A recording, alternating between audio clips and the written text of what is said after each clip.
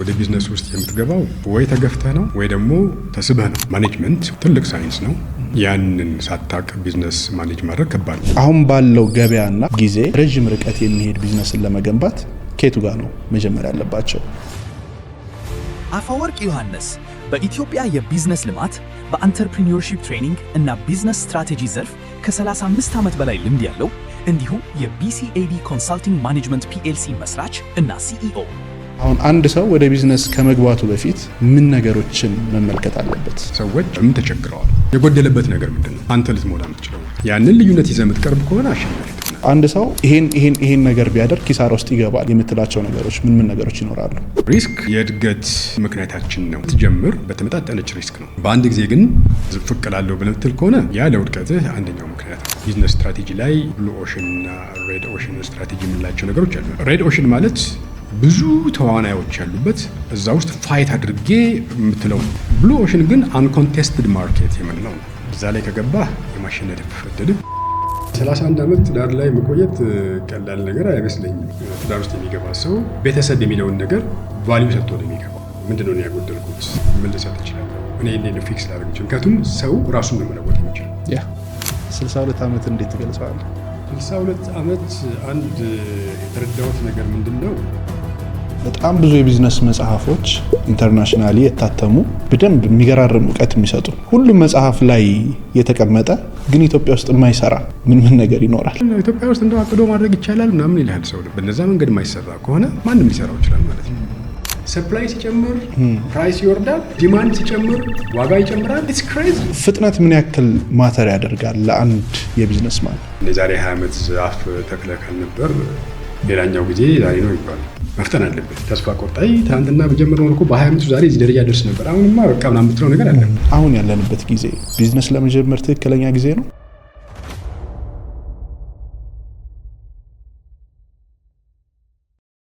የተወደዳችሁ የአላይፍ ፖድካስት ቤተሰቦች እንደምን አላችሁ? ዛሬም በአዲስ እንግዳ ተመልሰን መተናል። ፕላን በያዝነው መሰረት በዚህ ዓመት 1 ሚሊዮን ሰብስክራይበር ለመግባት እንዲሁም ደግሞ በርካታ ሰዎች ጋር ለመድረስ እየሰራ እንገኛለን። ታዲያ አናላይቲክሳችን ላይ ባየነው መሰረት 76% የሚሆነው ሰው ሰብስክራይብ ሳያደርግ ነው የሚመለከተው። ስለዚህ ሰብስክራይብ እንድታደርጉ ጠይቃችኋለሁ። መልካም ቆይታ።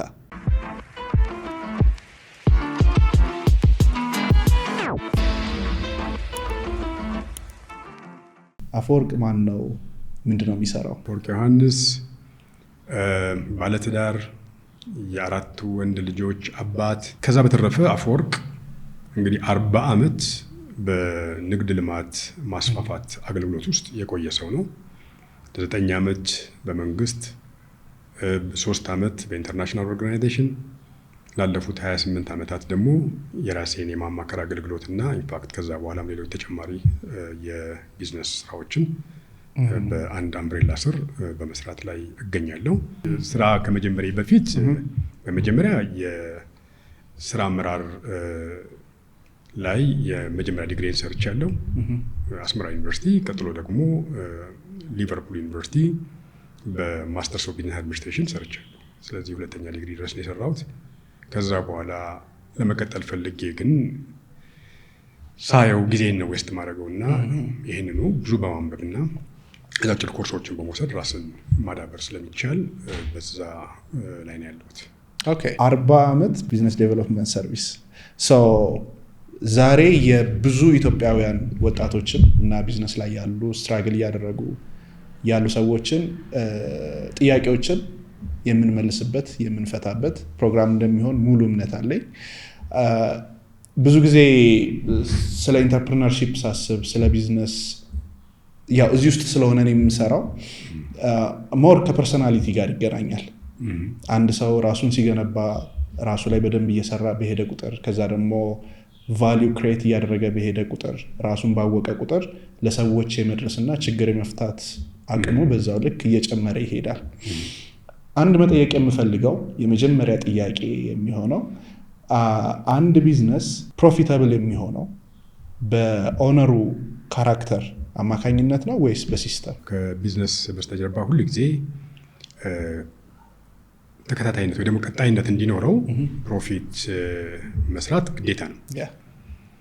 እንግዲህ ፕሮፊት የማይሰራ ከሆነ በእኔ እምነትና በትምህርቴም በተሞክሮም ባየሁት ትልቁ ጥያቄ ያለው ስራ አስኪያጁ ላይ ነው። ስራ አስኪያጁ ትክክለኛ የሆነ ስትራቴጂ ከሌለው ፌል ሊያደርግ ይችላል ቢዝነስ ላይ እና ፌል አደረገ የምንለው ወይ የሪሶርስ ዴፊሲት አጋጥሞታል ወይ ደግሞ ከስሯል። ስለዚህ ሜንሊ የስራ አስኪያጁ ባለቤቱ ከሆነም ያው ስራ አስኪያጁ ነው ተጠያቂ የሚሆነው። ስለዚህ እሱ ላይ ነው ያለው ማለት ነው። ትክክል። መልካም። ይሄ ከምን ጋር ይገናኛል? ከቢዝነስ ባለቤቶች ጋር እና ቢዝነሱን የሚመሩት ሰዎች እነሱ ባደጉበት ልክ ነው ቢዝነሱ የሚያድገው ማለት ነው። ትክክል። እነሱ ባደጉበት ልክ ስንል ምን ማለት ነው? የማኔጅመንት አቅማቸው እያደገ ሲመጣ እና ቢዝነሳቸውን አስተካክሎ የመምራት ነገር እንግዲህ እድገት ስንል ይሄ ነው። ከዛ ባሻገር በሪሶርስ ማደግ እንግዲህ ከስራችን የሚመነጭ ጉዳይ ነው የሚሆነው። ስለዚህ ማኔጅመንት ወይ ደግሞ ስራ አመራር የምንለው ነገር ትልቅ ሳይንስ ነው፣ ትልቅ ጥበብ ነው። ያንን ሳታቅ ቢዝነስ ማኔጅ ማድረግ ከባድ ነው። አንዳንድ ጊዜ በተለምዶ ቢዝነስ የሚሰሩ ሰዎች የሉም ወይ የሚባል ጥያቄ ሊነሳ ይችላል። በትክክል ሳይንሱ የሚወጣው በተለምዶ ከሚሰሩ ሰዎች ነው። አለም ተሰባስበው ሰክሰስፉል የሆነ ሰው ማን ነው፣ እንዴት አድርጎ ነው የሚሰራው ከሚለው ነው ተሰባስበው ትምህርት ፓኬጅ የሚደረገው። ግን ትልቁ ቻሌንጅ እነሱ ጋር ያለው ምንድን ነው? በትክክል ሰክሰስፉል ያደረገኝ ነገር ምንድን ነው ብለው ካላወቁ ስትራቴጂያቸውን ባለማወቅ ሊረግጡት ይችላሉ ወይ ደግሞ ላይደግሙት ይችላሉ። ስለዚህ በዛው መጠን ዛሬ የነበረውን ሰክሰስ ነገ ላይ ደግሞ ይችላል ማለት ነው። በጣም ብዙ የቢዝነስ መጽሐፎች ኢንተርናሽናሊ የታተሙ አሉ፣ በደንብ የሚገራርም እውቀት የሚሰጡ። ምናልባት ግን ሁሉም መጽሐፍ ላይ የተቀመጠ ግን ኢትዮጵያ ውስጥ የማይሰራ ምን ነገር ይኖራል? ኢኮኖሚክ ፕሪንሲፕልስ ይሰራሉ ወይ አይሰሩም? እና አንዳንድ ጊዜ ግራ ትጋባለህ እና የተማርነው ትምህርት በትክክል ኢትዮጵያ ውስጥ ይሆናል አይሆንም? ምንድን ነው እነኚህ የምንማራቸው ነገሮች ወይ ደግሞ ፕሪንሲፕልስ በእርግጥ በብዛት የሚፈጠሩት ያው በዌስተርን ምንድነው አስተሳሰብ ነው አይደለም? በዌስተርን አስተሳሰብ ብቻ ሳይሆን ደግሞ እነሱ ባላቸው ተሞክሮ ላይ ተንተርሰው ይችላል። በእርግጥ አንዳንዶች በደንብ በትክክለኛ መጽሐፍ የሚጽፉ በተለይ ጉሩ የሚባሉት ውስጥ ስትመለከት በተለያየ አይነት ኢንቫይሮንመንት ውስጥ በተለያየ አገር በተለያየ ኮንቲነንት ላይ ብዙ ጥናቶችን አጥንተው ይጽፋሉ። እንግዲህ ቤዚክ ፕሪንሲፕሎቹ ግን ያው ለሁሉም አንድ ናቸው። ለምሳሌ ኢትዮጵያ ውስጥ የዲማንድና የሰፕላይ ጉዳይ ትላለህ። የዲማንድና የሰፕላይ ጉዳይ does it really work? ለምሳሌ ሰፕላይ ሲጨምር ፕራይስ ይወርዳል። ገብቶሃል አባባሌ? ወይ ደግሞ ዲማንድ ሲጨምር ዋጋ ይጨምራል። ኢትስ ክሬዚ እና በጣም ነው ግራ የምትጋባው። ኢትዮጵያ ውስጥ ይሰራሉ ወይ አቅደህ ማድረግ? ኢትዮጵያ ውስጥ እንደው አቅዶ ማድረግ ይቻላል ምናምን ይልሃል ሰው። ለምሳሌ አሁን ማኔጅመንት ማለት ፕላኒንግ፣ ኤክስኪዩሽን እና ኮንትሮል ነው። አለም ፈንክሽኖቻችን ናቸው። ልናሰፋቸው ልንነጣቸው ይችላል። ግን ሶስቱ ነገሮች ናቸው ፈንዳሜንታል። ስራ አመራር ነው ይሄን። ግን በእንደዛ መንገድ ይሰራል ነው ሊል ይችላል። በእንደዛ መንገድ የማይሰራ ከሆነ ማንም ሊሰራው ይችላል ማለት ነው። ስለዚህ ይህንን መዘንጋት የለብንም። ትልቁ ነገር ምንድን ነው? የተማርነው ትምህርት በኢትዮጵያ ኢንቫይሮንመንት፣ በኢትዮጵያ ቢዝነስ ክላይሜት ወይ ደግሞ ማንኛውም በምንላቸው ነገሮች ውስጥ እንዴት ይሰራል የሚለው ነገር የአንድ ምሁር ትልቅ ፈተናው ነው እንጂ ሄደህ ልክ የተማርከው ነገር እንዳለ ፕለግ ስታደርገው ሄዶ ስክት ይላል ማለት አይደለም። ይሄ ሌላ ሀገርም ቢሆን ይሆን ከአንተ ሀገር ፐርስፔክቲቭ ከአንተ ሀገር አንጻር የምታስተካክላቸው ነገሮች ይኖራሉ። ይሄ ነው እኔ የማምነው። ኦኬ። ለአንድ ቢዝነስ ደግሞ እድገቱን ምናልባት እኔ የተረዳሁበት መንገድ ሊሆን ይችላል። ፍጥነት ወሳኝ ነው ብዬ አስባለሁ። ብዙ ሰዎች ጋር ግን አላስተውለውም። ብዙ ቢሮክራሲዎች አሉ። ቆይ ከዛኛው ወደዛኛው ወደ ተለያየ ቦታ እስከሚሄድ ድረስ አንድ ነገር ተጀምሮ እስከሚያልቅ ብዙ ፕሮሰሶችን ያልፋል። ፍጥነት ምን ያክል ማተር ያደርጋል ለአንድ የቢዝነስ ማን? እንግዲህ ብዙ ጊዜ እነኚህ ሶስት ትራያንግል የምንላቸው ነገሮች ፍጥነት፣ ዋጋ እና ደግሞ ጥራት የምንላቸው ነገሮች ሁል ጊዜ በሰው አእምሮ ውስጥ መቀመጥ አለበት። በማንኛውም በምንሰራው ነገር ውስጥ አይደለም። እነዚህ ሶስቱ ትራያንግሎች በጣም ወሳኝ ናቸው። አንዳንድ ጊዜ ዋጋ ቀንሳለሁ ስትል ጥራትን ኮምፕሮማይዝ እንዳታደርግ። አንደኛው በሌላኛው ኮስት አይደለም የምታሻሽለው፣ ፍጥነትን ማሻሻል ይኖርባል። ፍጥነትን በምታሻሽልበት ጊዜ ደግሞ ዘሴም ዌስቴጅ እንዳይኖር ጥራት እንዳታጎድል መጠንቀቅ ይኖርባል። ስለዚህ ሁል ጊዜ ሪሰርች ኤንድ ዴቨሎፕመንት ያስፈልጋል ማለት ነው። ኦኬ ምርምርና ልማት ነው የምንለው በአማርኛችን። በምትሰራው ነገር ውስጥ በተሻለ ዋጋ ለማቅረብ በተሻለ የጥራት ደረጃን የሚወስነው ደረጃ መዳቢም አለ፣ ኮንሱመሩም አለ አይደለም።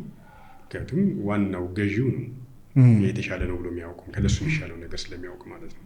የእነሱን ፍላጎት አውቀህ ከዛ አንጻር ዴሊቨር ለማቅረብ የምታደርገው ጥረት ይሄ የማናጀሩ ወይ ደግሞ የቢዝነስ ማኑ የሁል ጊዜ ጥያቄው መሆን አለበት። በተሻለ ዋጋ፣ በተሻለ ጥራት፣ በተሻለ ፍጥነት። ስለዚህ ፍጥነት ወሳኝ ነው። ፕሮክራስቲኔሽን ብዙ ጊዜ የምንለው ወይ ደግሞ ቲፍ ኦፍ ታይም እንላለን ወይ ደግሞ ነገሮችን ማሳለፍ፣ ነገ እሰራዋለሁ ቆይ በኋላ የምታሳድረው ነገር ዛሬ ያለህን ኢንቫይሮንመንት ወይ ደግሞ ከባቢ አየር ነገ ላታገኘው ትችላለህ። ዛሬ የነበረህ እድል ነገ አይደገምም። ስለዚህ ዛሬ እድሉ ባለ ጊዜ ቶሎ ማድረግ ጥሩ ነው። ስለዚህ ነው እና ግን ያ ማለት ደግሞ ትላንት እድል ስላመለጠ ዛሬ የለም ማለት ነው። ዛሬም እድል አለ አይደለም። እንደዛ ነው የሚባለው። ትላንት የዛሬ 20 ዓመት ዛፍ ተክለህ ካልነበር ሌላኛው ጊዜ ዛሬ ነው የሚባለው። ዛሬም እድል አለ። ዛሬም መፍጠን አለብህ። ተስፋ ቆርጣይ ትናንትና በጀመርነው እኮ በ20 ዓመቱ ዛሬ እዚህ ደረጃ ደርስ ነበር፣ አሁንማ በቃ ምናምን የምትለው ነገር አለ።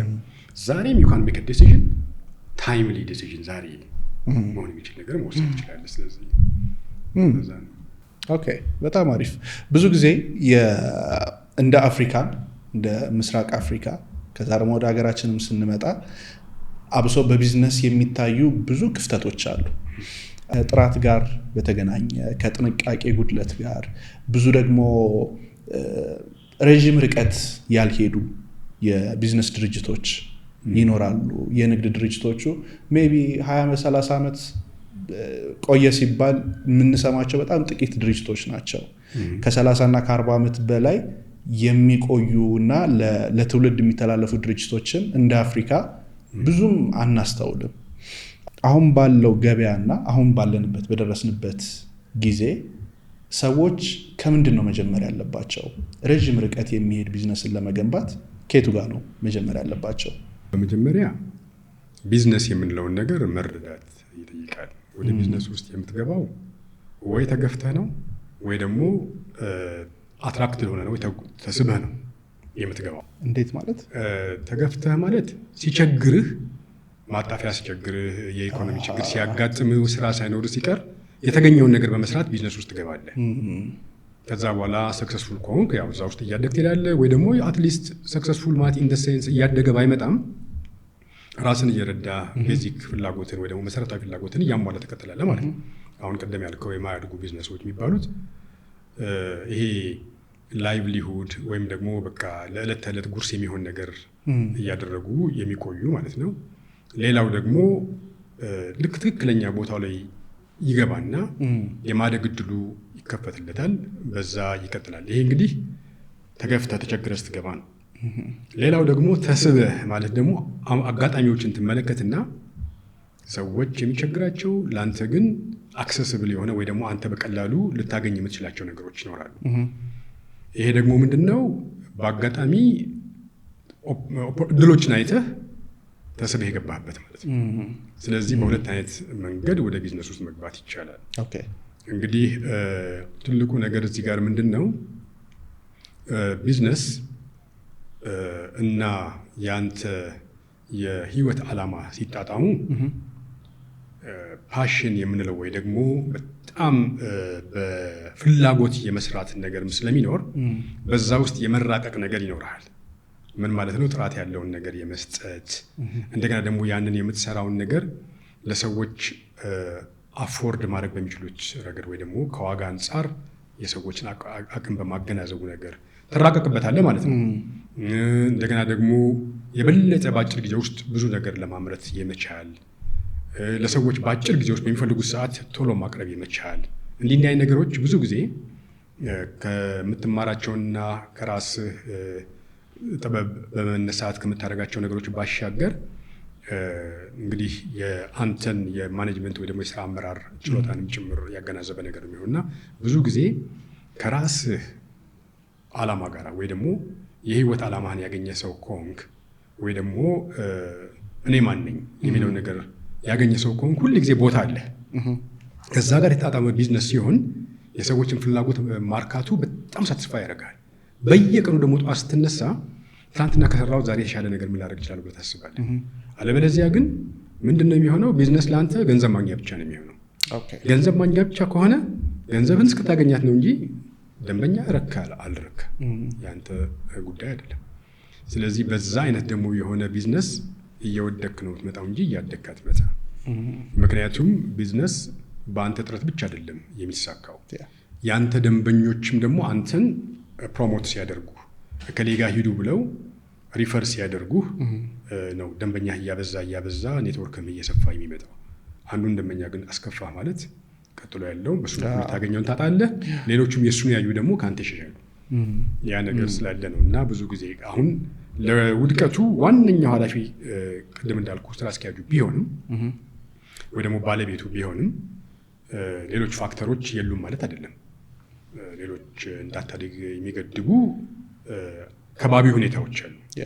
ከባቢ ሁኔታዎች ስንል ሰፖርት ስትራክቸሩ ምን ይመስላል ወይ ደግሞ ድጋፍ የሚሰጥ ፖሊሲ ያለው ወይ እነኚህ በጣም ወሳኝ ናቸው።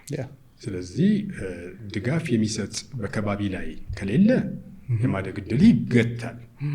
ግን በዛ ውስጥም ደግሞ ሁል ጊዜ ሌሎች ተሳክቶላቸው ከሆነ አንተም ስልት እያወጣ የሰው ልጅ እንግዲህ ለሚያጋጥሙት ማንኛውም ችግር ከማንኛውም አቅጣጫ ላይ የሚመጣው መፍትሄ እየፈለገ አይደለም እያደገና እያሸነፈ የሚሄደው። በተፈጥሯችን ማሸነፍ እንችላለን። በዛ እያደግ እና ኢኮኖሚም እያደገ አንተም ፐርሰናሊ በቢዝነስ እያደግ የምትሄድበት እድሎች ይኖራሉ። እና ቢዝነስ በነገራችን ላይ ያው እንደሚታወቀው አብዛኛውን የሰው ኃይል ያቀፈው የነጋዴው ወይ ደግሞ የግሉ ክፍለ ኢኮኖሚ ነው እንጂ በመቀጠር ወይም ደግሞ መንግስት በሚፈጥርልህ የስራ እድል አይደለም። ስለዚህ ኢኮኖሚ ደግሞ ሊያድግ የሚችለው ደግሞ በእያንዳንዱ ሰው ጥረት ነው። ሁላችንም ቦታችንን አግኝተን ብንሰራ፣ ብናመርት፣ አገልግሎት ብንሰጥ ኢኮኖሚ ያድጋል፣ ማህበራዊ ህይወታችንም እያደገ ይመጣል በዛው መጠን። በጣም አሪፍ።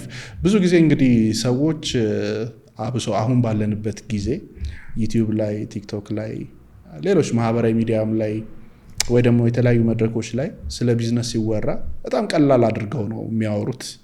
አብሶ ቢዝነስ ላይ ያሉ ሰዎች የሚያወሩልህ ውጤቱን ነው። እዚህ ጋር ደረስኩኝ፣ ይሄንን አሳካው፣ እንደዚህ ገነባው፣ እንደዚህ ሆንኩኝ ነው እንጂ በውስጡ የሚያልፉባቸውን ስትራግሎችና አብሶ ደግሞ የመጀመሪያዎቹ አመታቶች ላይ ያሉትን የረጅም እንቅልፍ ማጣት ጊዜያቶች፣ አንዳንድ ጊዜ ሀሳብ ይጠፋብሃል፣ አንዳንድ ጊዜ አታውቀውም ወዴት እንደምትሄድ፣ አቅጣጫ ሊጠፋብህ ይችላል። አሁን አንድ ሰው ወደ ቢዝነስ ከመግባቱ በፊት ምን ነገሮችን መመልከት አለበት? እንግዲህ ወደ ቢዝነሱ ከመግባቱ በፊት በመጀመሪያ የሚሰራውን ነገር ማወቅ አለበት። የሚሰራው ነገር ማለት ምን ማለት ነው? ቢዝነሱ ዘሎ ከመግባቱ በፊት እኔ ብሰራ ደስ የሚለኝ ነገር ምንድን ነው ማለት ሴክተሩን ሲመርጥ ፓሽኔት ሆኖ በፍላጎት በመገደድ እንደው በቃ ችግሬን ለመወጣት ነው በሚል ስሜት ሳይሆን በቃ ደስ ብሎኝ ነው ማደርገው የሚለውን ነገር እንግዲህ ወይ ምርት ነው የምታቀርበው ወይ አገልግሎት ነው። ሁለቱ ናቸው። ስለዚህ ደስ ብሎኝ የማቀርበው ምርት ወይ ደግሞ የማመርተው ነገር ምንድን ነው ወይ ፕሮዲስ ማድረገው፣ ይሄ እንግዲህ ከተፈጥሮ ጸጋ ጋር የተያያዘ ጉዳይ ነው። ስለዚህ ጸጋውን ማወቁ ጥሩ ነው። ሁለተኛ ነገር ደግሞ የሰዎች ፍላጎት ምንድን ነው? ሰዎች ምን ይፈልጋሉ? ምን ተቸግረዋል? ስለዚህ ሰዎች በተለያየ እንግዲህ ብዙ ኒድ አለን አይደለም? ፍላጎት አለን እንደየደረስንበት ደረጃ ከቤዚክ የምንለው የመሰረታዊ ፍላጎት ጀምሮ እስከ ላቀ ደረጃ ድረስ ያሉ የማስሎ የኒድ ሃይራርኪን ብንመለከት እያደገ የሚመጣ ፍላጎቶች አሉ። እንደገና ደግሞ የተለያዩ የአካላዊና ወይ ደግሞ ሳይኮጄኒክ ምንለው ሳይኮሎጂካል የሆኑ ፍላጎቶች ደግሞ አሉ። እነኛ ሁሉ በአገልግሎትና በምርት ሚት መደረግ ይችላሉ። ስለዚህ የትኛውን ፍላጎት ነው ማሟላው? ይሄን ነገር ማወቅ ይኖርብኛል። ከዛ ደግሞ የትኛውን የገበያ ክፍል ነው ማገልገል መፈልገው? ከዛ በኋላ እንግዲህ ይሄኛው የገበያ ክፍል እስካሁን ድረስ በምን መንገድ ነው እየተገለገለ ያለው? በቀረበለት አገልግሎትና ምርት እርካታ አለው ወይ? ከሌለው እኔ ስገባ የተለየ መፈጥረው ነገር ምን ልዩነት አለ? ምክንያቱም ሌላው በተሻለ መንገድ የሚሰራ እናንተ የዛን ያህል እንኳን መስራት ማትችል ከሆነ ቀድሞ ነው አለመግባቱ ጥሩ። ነገር ግን የምትገባ ከሆነ እሱ ቀድሞ ያ ደንበኛ ያንን ምርትና አገልግሎት የሚጠቀም ከሆነ የጎደለበት ነገር ምንድን ነው? አንተ ልትሞላ የምትችለው ነገር። ያንን ልዩነት ይዘህ የምትቀርብ ከሆነ አሸናፊ ትሆናለህ። ነገር ግን እዛ ጋር ካሉ ሰዎች ጋር ተሻምቼ ተቃምቼ የምትል ከሆነ ልክ አይመጣም። እንደ ስትራቴጂም ስንመለከት ያው የቢዝነስ ስትራቴጂ ላይ ብሉ ኦሽን እና ሬድ ኦሽን ስትራቴጂ የምንላቸው ነገሮች አሉ በማኪንዚ እንትን ውስጥ እና ምንድነው ሬድ ኦሽን ማለት ብዙ ተዋናዮች ያሉበት እዛ ውስጥ ፋይት አድርጌ የምትለው ነው። በቃ ተፍጨርጭሬ ምን ብዬ ምናምን ነገር ከነሱ ጋር ተቃምቼ ገበያውን የምትለው ነው። ብሉ ኦሽን ግን አንኮንቴስትድ ማርኬት የምንለው ነው። ምን ማለት ነው? በቂ የሆነ አቅርቦት ያላገኘ፣ በበቂ ሁኔታ አገልግሎት ያላገኘ፣ ስለዚህ እኔ ብገባበት ዩኒክ የሆነ ነገር ይዤ ነው የምቀርበውና ሰዎች የሚቸገሩበት እዛ ላይ ከገባህ የማሸነፍ እድልህ ትልቅ ነው የሚሆነው። ስለዚህ እነኚህን ነገሮች በደንብ አድርጎ ገበያን ማጥናት፣ ሰዎች ምን ይቸግራቸዋል የሚለውን ነገር ማወቅ። እንግዲህ መጀመሪያ ሰልፍ ዲስከቨሪ ብዬ ያለው ራስን ማወቅ፣ ጸጋዬ ምንድን ነው፣ ያለኝ የተፈጥሮ ችሎታ ምንድን ነው። ብዙ ጊዜ ሰዎች ገንዘብ ባገኝማ እኔ ሰራው ነበር ይልሃል። ነገር ግን የመጀመሪያው ገንዘብ አይደለም፣ አንተ ነህ። ምክንያቱም እግዚአብሔር ሲፈጥርህ መጀመሪያ ጊዜ ብሬን እና ብራውን ፈጠረ ነው ያለም። እንግዲህ አእምሮ ሰጥተዋል። አእምሮአችን በጣም ትልቅ ካፓሲቲ ነው። ከዛ ባሻገር ደግሞ መሬት ሰጥተዋል። ምን ማለት ነው? ሪሶርስ ሰጥተዋል ማለት ነው። ስለዚህ እነኚህ ሁለቱ ነገሮች ማች ሲያደርጉ ትልቅ ተአምር መፍጠር ይችላሉ። ስለዚህ የመጀመሪያው እንትን ገንዘብ አይደለም። ገንዘብ እኮ አገልግሎት በመስጠትም እኮ አሁን እኮ ምንም ነገር የለው ሰው አብዛኛው ሰው ስንመለከት ዛሬ በጣም በለጸጋ የምንላቸው ሰዎች እኮ ባክግራውንዳቸውን ስትመለከት እኮ ከሀብታም ቤተሰብ የመጡ አይደሉም። ከሀብታም ቤተሰብ እንደውም የመጣ ብዙ ጊዜ ኮምፎርት ስለለመደ ብዙ ቻሌንጅ አይፈልግም።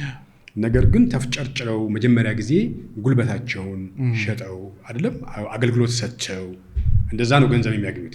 ያችን ነው እያባዙ ወደ ትልቅ የንግድ እንቅስቃሴ ውስጥ ገብተው ራሳቸውን እያሳደጉ ይመጡትና ያ ነው በእኔ በኩል የምለው። ኦኬ እንግዲህ ባለፉት 40 ዓመታት በቢዝነስ ዴቨሎፕመንት ውስጥ ስትቆይ እንግዲህ ከበርካታ ሰዎች ጋር ተገናኝተሃል፣ ብዙ ሰዎችን ኮንሰልት አድርገሃልና ሰዎች ወደ ቢዝነስ ከመግባታቸው በፊት እንዲከስሩ የሚያደርጋቸው ምክንያቶች ይኖራሉ። አንዳንድ ሰው ስለሚፈራ ብቻ የማይገባ አለ። አንዳንድ ሰው ኪሳራን ስለሚፈራ ብቻ ብከስርስ ብሎ ብቀጠርስ ከምከስር ያለኝን ነገር ከማጣ እዚህ ጋር ትቻው ያለኝን ነገር ብቻ አስጠብቄ ቢሄድስ። አንዳንድ ሰው ደግሞ ዕውቀት ስለሌለው በሚሰራው ይፈልገዋል ያንን ነገር ግን ዕውቀት የለው። ብዙ አይነት ምክንያቶች ይኖራሉ። አንድ ሰው ኪሳራ ውስጥ ይሄን ነገር ቢያደርግ ኪሳራ ውስጥ ይገባል የምትላቸው ነገሮች ምን ነገሮች ይኖራሉ? የመጀመሪያው ነገር እንግዲህ በህይወታችን ውስጥ ሪስክ ሁሉ ጊዜ አለ።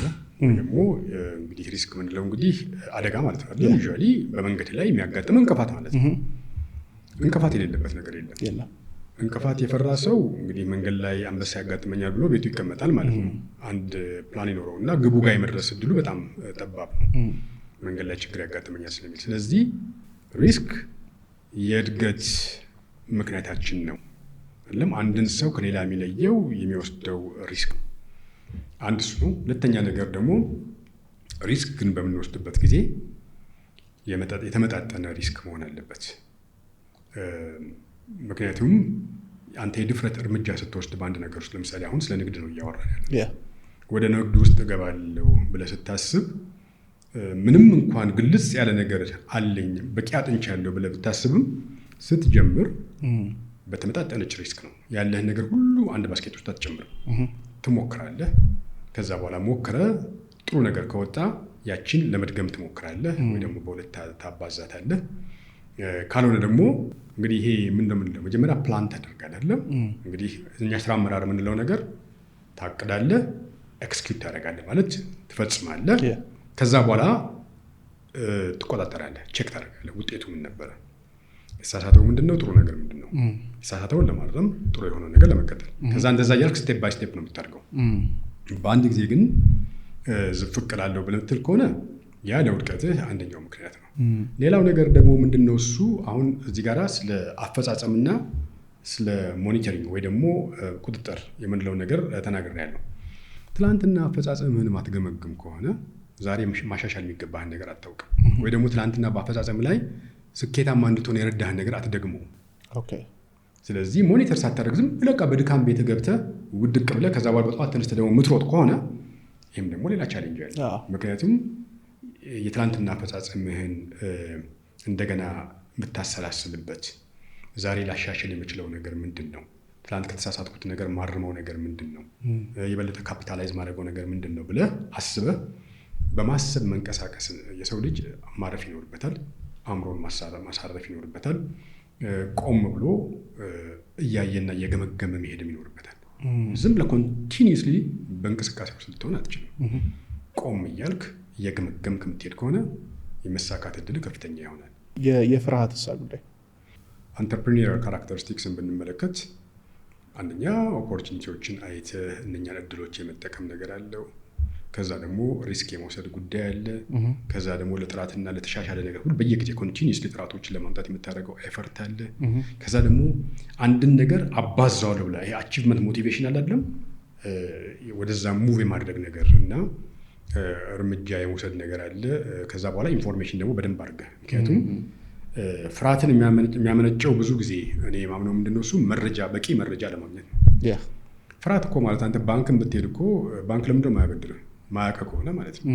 ትናንትና ሂስትሪህን ማያውቅ ከሆነ እነሱ ኬዋይሲ የሚሉት ነገር አይችልም። ኖው ዮር ከስተመር ነው። ከስተመሩን ካላወቅከው ምክንያቱም አቮይድ የሚያደርጓቸው ሪስኮች በጣም ብዙ ናቸው። ለምንድን ነው የሚፈሩት? የኢንፎርሜሽን አሲሜትሪ ይባላል በእንግሊዝኛ፣ ወይ ደግሞ በቂ የሆነ መረጃ ለማግኘት ነው። ስለዚህ ፍርሃት የሚፈጥርብህ መረጃ ለማግኘት ከሆነ ኔትወርክ ማድረግ መረጃ ይኖራቸዋል ብለህ የምታስባቸው ነው ኢንስቲትዩሽንስ ሊሆን ይችላል፣ ሰዎች የሚሆን ማማከር። መረጃ ካገኘ እንትንህን ምንድነው ፍርሃትህን ሚኒማይዝ ያደርግልሃል። አለበለዚያ ግን እዚህ ጋር አይቻልም፣ እዚህ ሀገር ስራ መስራት አይቻልም ምናምን የምትል ከሆነ ግን ያው አንተ አይነህ እያየ ሌላው ፕሮስፐር እያደረገ አንተ ደግሞ እዛ ጋር ባለህበት ትቀራለህ ማለት ነው።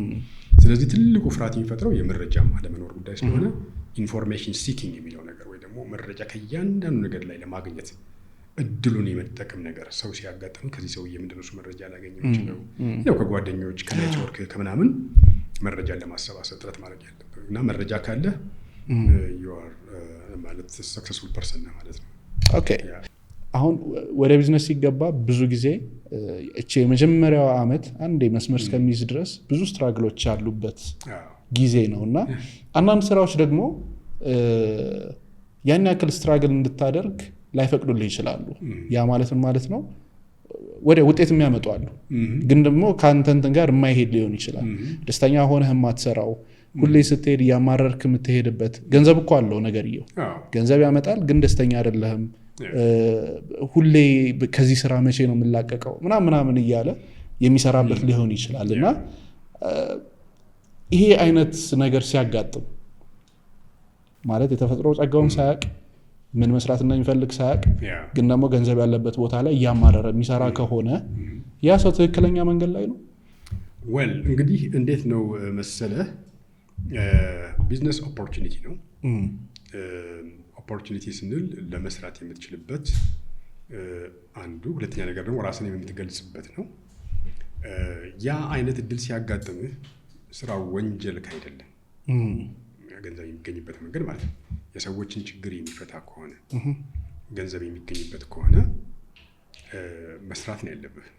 ምክንያቱም ያ ከዛ የምታገኘው ሪሶርስ አንተ ድሪም የምታደርገውን የምታልመውን አይነት አንተን የሚመስል አንተ የምትመኘው ነገር ለመፍጠር ጥሩ ሪሶርስ ይሰጣል። ከዛ ባሻገር ምንድነው የሚሆነው እንዲህ አይነት አጋጣሚዎች ሲያጋጥሙህ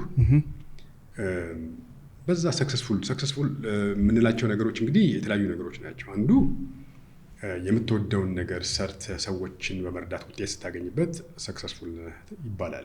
ሌላው ደግሞ በሪሶርስ በጣም ሀብት እያገኘ ስትሄድ በሀብት ደግሞ ስኬታማ ነው የምትባልበት ነገር አለ። እንዲህ አይነት እድል ሲከፈት መጠቀም ነው ያለብህ። ግራጁዋሊ ግን ምንድን ነው የሚሆነው? አንተ ከዛ እየወጣ ካምፓኒ አቋቁመ እሱን ማኔጅ የሚያደርጉ ሌሎች ሰዎች ሊኖሩ ይችላሉ። ገብተዋል አባባሌ። ደስ ማይልህ ነገር ላይ ለምን ጊዜህን ታባክናለህ? ገንዘብ ግን ይሰራል። ደስ የሚል ነገር ግን አለው። አሁንም ገንዘብ መስራቱ ደስ የሚል ነገር ነው። ምክንያቱም ገንዘብ ደግሞ ሌሎች ደስ የሚልህን ነገር ለመስራት ደግሞ እድል ይፈጥርልሃል። መስራት ይኖርብሃል። አሁን ምንድነው ስራ ከፓሽንህ ጋር የሚሄድ ወይም ደግሞ አንተ ከተጠራህበት ይሄ ናቹራል ኮሊንግ የሚለው ደግሞ ጸጋዎች ጋር የሚሄድ ነገር ሲሆን በዓለም ላይ ጥቂት ሰዎች ባመጧቸው ለውጦች ብዙ ተጠቃሚዎች ነን አይደለም? እነኛ ሰዎች ነሰሰርሊ በዛ ነገር ተጠቅመው ላይሆን ይችላል። እነሱ በፈጠሩት ነገር ግን እኛ ተጠቃሚዎች ነን። በዛ ነገር ተጠቅመው ላይሆን ይችላል ስልህ ሀብታም ሆነውበት ላይሆን ይችላል። ዛሬ የተፈጠሩ ብዙ ነገሮችን ስንመለከት ለመፍጠር ያደረጉት ኤፈርት አይናቸው ላይ ድቅን ብሎ የሚታያቸው ከዛ የሚያገኙት ሀብት አልነበር። ነገር ግን ያንን በመፍጠር የሰውን ችግር በመፍታት ከሚያገኙት እርካታ ይመስለኛል። ያ እርካታ እንግዲህ በጊዜው እነሱ ረክተውበት ብቻ አልፈው ሊሆን ይችላል። ነገር ግን እነሱ በፈጠሩት ነገር ምክንያት ደግሞ ተንተርሰው በዛ ላይ ከዛ በኋላ ባለጸጋ የሆኑ ሰዎች አሉ። እነዚህ ሰዎች ያው ሌጋሲ ያላቸው እና ያ ነው አንተ ተሳክቶልህ ልክ ከተፈጥሮ ጸጋ ጋር የሚጣጣም ስራ ጀምረህ እዛ ላይ የተሻለ ነገር ለመስራት ትልቅ አቅም ይኖርሃል። ለምንድን ነው ማረፍ አትፈልግም? ደስ ስለሚል እርካታ ስለሚሰጥህ እዛ ላይ ኢንጌጅ ታደርጋለህ። እንደገና ደግሞ እንዴት አድርገህ ማሻሻል እንዳለብህም ታውቃለህ። የሰው ችግር ምን እንደሆነ ትረዳለህ፣ ታዳምጣለህ፣ ቀጥሎም ደግሞ ለማሻሻል ጥረት ታደርጋለህ። ያ የሰውን አጠቃላይ ህይወት ይቀይራል። ሚኒንግ ትልቁ ነገር የሰው ልጅ ንግድ ውስጥም ቢሆን ሌላውን ችግር መፍታት ነው አይደለም? ሌላውን ችግር ደግሞ የመፍታት ትልቅ አቅም የሚኖርህ ተፈጥሮ ጸጋህን የሚያካትት ነገር ሲሆን ነው። አንድ ሰው እንዴት ነው የተፈጥሮ ጸጋውን ማወቅ የሚችለው? እንግዲህ የተፈጥሮ ጸጋህን የምታውቅባቸው የተለያዩ አይነት ቱሎች ይኖራሉ። ብዙ በዚህ ኤሪያ ላይ እንግዲህ የተራቀቁበት ሰዎች አሉ። እንግዲህ ጥናቶችን በማጥናት ሳይኮሎጂስቶች ፓርቲኩላርሊ ምንድነው እንግዲህ ያለ ጸጋ የተፈጠረ ሰው የለም። ትልቁ ነገር ለዚህ ነው ሰዎች በተፈጥሯችን ድሆች አይደለንም። እግዚአብሔር አእምሮ ሰጥቷል፣ ትልቅ ሀብት ነው። ከዛ ደግሞ ልዩ አድርጎ ፈጥሯል። ይሄ ደግሞ ልዩነትህ ነው። ምን ማለት ነው? ቦታ አለህ ማለት ነው። ሰዎች የሌላቸው ነገር አንተ ጋር አለ፣ ሰዎች ጋር ደግሞ አንተ ጋር የሌለ ነገር አለ። ስለዚህ ይሄ ኮምፕሊሜንታሪቲ ወይ ደግሞ አንዱ የሌላውን ጉድለት የመሙላት ነገር አለ። ትሬድም የሚመጣው እንደዛ ነው አይደለም? አንተ እሱ የጎደለውን ትሰጣለህ፣ ከአንተ ደግሞ እሱ የጎደለውን ይቀበላል። ንግድ የሚፈጠረው እንደዚህ። ስለዚህ ተፈጥሮ ጸጋን ለመለየት በመጀመሪያ ጊዜ ደስ የሚለኝ ነገር ምንድን ነው? ደስ የሚለኝ ነገር አለ አይደለም? እንደዚህ ማድረግ ፈልጋለሁ የምትላቸው ነገሮች። አሁን እኔ ለምሳሌ በልጅነቴ ደስ የሚለኝ ነገር ይሄ በቃ ነገሮችን ይሄ ዲዛይን ማድረግ፣ ቅርጽ የጸዳ ነገር እንትን ማድረግ በቃና ይሄ አርኪቴክቸራል የሆነ ነገር አይደለም። ከዛ ባሻገር ለምሳሌ እናቴ ቤት ውስጥ ሲንጀር ልብስ ሰፋ ነበር ምናምን ነገር እሷን መርዳት እና በቃ አንዳንድ ነገር የተንጋደደ ነገር ሲሆን ማስተካከል። ምንም ነገር ሳልማር እኔ የሶፋ ልብስ ምናምን ሰራ ነበር በልጅነቴ እና እሷ ስትሰራ ይቻላል፣ እሷ ስትሰፋ አያታለሁ። ግን በቃ ለክቶ እንትን ማድረግ ነገር እወዳለሁ። ይሄ ምን ማለት ነው? ገና በልጅነቴ ነው የምልህ። በልጅነትህ ይታያል። የተፈጥሮ ጸጋ ውስጥ ስትገባ ትለውጣለህ ማለት ለውጥ ታመጣለህ። ይሄ ነው አንደኛው ነገር። ሁለተኛ ነገር ደግሞ እንግዲህ የምትወደው ነገር ብያለሁ። ሁለተኛ ነገር የምትጠላው ነገር ምንድን ነው? የምትጠላው ነገር ደግሞ ክሉ ይሰጣል። ለምሳሌ አንዳንድ ሰው ኢፍትሐዊነት ሲመለከት ይሟገታል። ለሰው እኮ ነው የማይመለከተው ጉዳይ ላይ መንገድ ላይ ለምሳሌ አንዱ ሌላውን ሲበድል ቢያይ ሄዶ ምንድነው ለምን እንደዚህ የምታደርገው ምናምን ነገር ይላል። አሁን ይሄ ሰው እንግዲህ ውስጡ ምን አለ ፍትህ ነገር ውስጥ የመግባት ምን ማለት ሂውማን ራይት ላይ ህግ ላይ ምናምን የመግባት ነገር ሊኖር ይችላል። እና እንዲህ አይነት ነገሮች ጋይድ የሚያደርጉ ነገሮች አሉ። እና ሰዎች ደግሞ አንተ ላይ ያዩት ነገር ይኖርና ይጠሩሃል እና እስቲ እንደዚህ አድርግልኝ ባክህ አንተ ጎበዝ ነህ እዚህ ላይ ምናምን ይለዋል።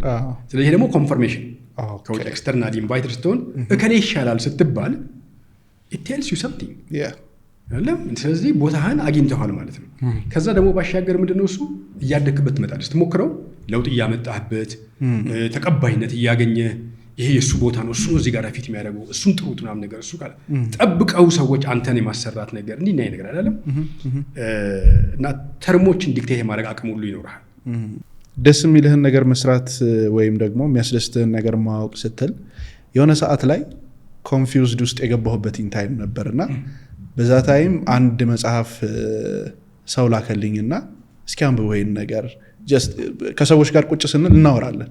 በዛ ኮንቨርሴሽን ውስጥ እንደዚህ አይነት ነገር እኮ ክሊር አልሆናለኝ ይሄ ስራ ረጅም ርቀት ያስኬደኛል እንዴ ምናምን የሚል ጥያቄዎች ብቻ ተነሱና በዛ ታይም ላይ ኢኪጋይ መጽሐፍን ላኩልኝና አነበብኩት። በዛ ላይ ተንተርሼ እያንዳንዱ ነገር አራቱንም እንትኖች አወጣቸው ምናምንና መጨረሻ ላይ ያቺ ዋናዋን ኢኪጋይ ፊገር አውት አደረኳት። አንተም ደግሞ ስለ ኢኪጋይ ስታወራ ሰማሁ። ምናልባት ዛሬ ለመጀመሪያ ጊዜ ይሄንን ኮንሰፕት የሚሰሙ ሰዎች ይኖራሉና ይሄ ነገር ምን ያክል ሊያግዛቸው ይችላል? እንዴት ሊጠቀሙት ይችላሉ? ብዙ ጊዜ አሁን ከኢኪጋይ ጋር ስንመለከት ማለት ነው በቃ ያንተ ኤግዚስተንስ ምንድነው ለውጥ የሚያመጣው ማለት የሚስብህ ነገር ስትሰራ በቃ በጣም ማምሸት የምትፈልግበት ጠዋት ስትነሳ እሱ ነው ትዝ የሚልና በቃ እሱ ነው ድራይቭ የሚያደርግ የሚያነሳሳህ ነገር ማለት ነው። ገብቶሃል አባባሌ? አንተ ያለህበት ቦታ ለምሳሌ ወይም የምትሰራው ስራ ለገንዘብ ብቻ ከሆነ ጠዋት ስትነሳ ሲነጋ ይደብራል። ሌላ ተቀን መጣ ነው የምትለው። ምክንያቱም አንተን የማይፈልግ ስራ ወይም አንተ የማትፈልገው ስራ ነው ያለው። another burden ነጋ ደግሞ ነው የምትለው እንጂ ነጋልኝ አትልም አይደለም። ስለዚህ ኢኪጋይ እንደዛ ነው። በጠዋት ተነስተህ ምንድነው እሱ ድራይቭ የሚያደርግ በቀን ውስጥ ልትሰራቸው የምታደርገው ትናንትና አድርገው ዛሬ ደግሞ በተሻለ መንገድ ደግሞ እሱን በቃ እንትን እያደረግህ ከዋልክ ማታም ሰብኮንሽስ ማይንድህ ሶሉሽን እየፈለገ ነው የሚያድረው አይደለም። እንግዲህ እግዚአብሔር የሰጠን ጸጋ ደግሞ ይሄ ነው። ሰብኮንሽስ ማይንዳችን እኮ ፕሮሰስ ያደርጋል። እኛ አትሬስት ነው ያለ ነው። ከዛ በህልምህም እኮ ሶሉሽን ይመጣልሃል። ስለዚህ በቃ ዛሬ ደግሞ በቃ እንደገና ድሪቭን ትሆናለህ እና ድሪቭን የምትሆንበት መንገድ ደግሞ ነሰሰርሊ ገንዘብ አግኝተህ ነው ይችላል። እንደውም ዋጋ ነው የሚያስከፍልህ አይደለም። ዋጋ ማስከፈል ለምሳሌ ትራንስፖርት የለህም፣ በእግርህ ሁሉ መሄድ ትፈልጋለህ፣ በቂ መሳሪያ የለህም፣ ባገኘው ነገር ያለው መውጣት ትፈልጋለህ። ብቻ ለዛ ነገር የተሰጠህ ነው የምትሆነው እና የተሰጠህበት ነገር ካለ ያን አድርግ። ሁለተኛ ነገር ደግሞ ምንድነው አሁን በዛ ሂደት ውስጥ ስንመለከት አንደኛው ኮንቲኒየስ ኢምፕሩቭመንት አይደለም። ሁል ጊዜ ነገሮችን ለማሻሻል ከትላንትና ዛሬ የተሻለ ነገር ምን አደርጋለሁ። አንተ በተፈጥሮ ጸጋ ውስጥ ስትሰማራ ይሄው ነው በቃ ከዚህ በላይ ሊሆን አይችልም ብለህ ሰዎችን በግድ አንተ አገልግሎትን ወይ ደግሞ ምርትን ይሄው ነው ከዚህ በላይ ሊሆን አይችልም ብለህ አትልም። የተሻለ ነገር ምን አለ ሰውየውን ማርካት ነው የምትፈልገው። ኤክሴል ማድረግ ስለምትፈልግ ያንተ ምንድነው የሚባለው አይደንቲቲ ስለሆነ መለያ ስለሆነ አግሊ በሆነ ነገር ወይ አስቀያሚ በሆነ ነገር መለየት አትፈልግም። ስለዚህ ያን የበለጠ ሰውየው እስኪረካ ድረስ አስተካክለህ መስጠት ትፈልጋለህ። ሌላው ነገር ደግሞ ምንድነው በሂደት ውስጥ ስህተቶች ሊያጋጥሙ ይችላሉ። ስህተት ኖርማል ነው። አንተ አንድ ነገር ለመስራት በምታደርግበት ጊዜ ስህተት ኦኬ ሊታረም የሚችል ነገር ነው፣ የምትማርበት ነገር ነው። ያንን ፌለር መቀበል። ከዛም ባሻገር ደግሞ ምንድነው እሱ ላይ ትኩረት አለማድረግ፣ ሰክሰስ ላይ ፎከስ ማድረግ ነው ወደፊት እንድትራመድ የሚያደርግ ነገር ማለት ነው። አንተ በቃ ነው ትናንትና ሞክሬ እንደዚህ ፌል አደረኩ እንደዚህ ጎደለ እንደዛ ከምትል ይልቅ ትናንትና እኮ እውነት ለመናገር ከጎደለው ነገር የሞላው ነገር ይበልጣል። ስለዚህ ያን የሞላውን ነገር መቁጠር፣ ጥሩ ያገኛቸውን ነገሮች ይሄ ያለ አይደለም ይሄ የማመስገንና ባገኘው ነገር ያገኛቸውን ነገሮች የመቁጠር ነገር እና በዛ የመርካትን ነገር መሞከር አለብን። ጥቂት ጉለት ኖሮ አሁን ለምሳሌ እቺን ውሃ 1/4ኛውን ጠጥቻት ያለውኝ ይሄኛው 1/4 ጎሏል ማለት ነው የሚሻለው ወይስ 3/4 ሙሉ ነው ማለት ነው የሚሻለው? እይታን ማስተካከል ነው። ሙሉ የሆነውን ነገር ማየቱ የተሻለ ነው። ስለዚህ በህይወት ውስጥ ሙሉ የሆነ ነገር እያየህ ጤና አለኝ፣ መተነፍሰው ንጹህ አየር ያለበት አካባቢ ነው ያለሁት፣ ዛሬ የምቀይረው ልብስ አለኝ ወይ ደግሞ ልብሴን የማጥብበት ውሃ አለኝ። ገባ? ይሄ ፖዚቲቭ የሆኑ ነገር እሱን እየቆጠርህ ከዛ በኋላ ነው አም ፊት መስራት እችላለሁ። ስለዚህ ትናንትና ተሳስቻለሁ፣ ዛሬ ደግሞ ማስተካከል እችላለሁ። ይህ ነው እንግዲህ ዋናው ፕሪንሲፕሉ እዚህ ላይ ነው የሚሄደው። እና ትልቁ ነገር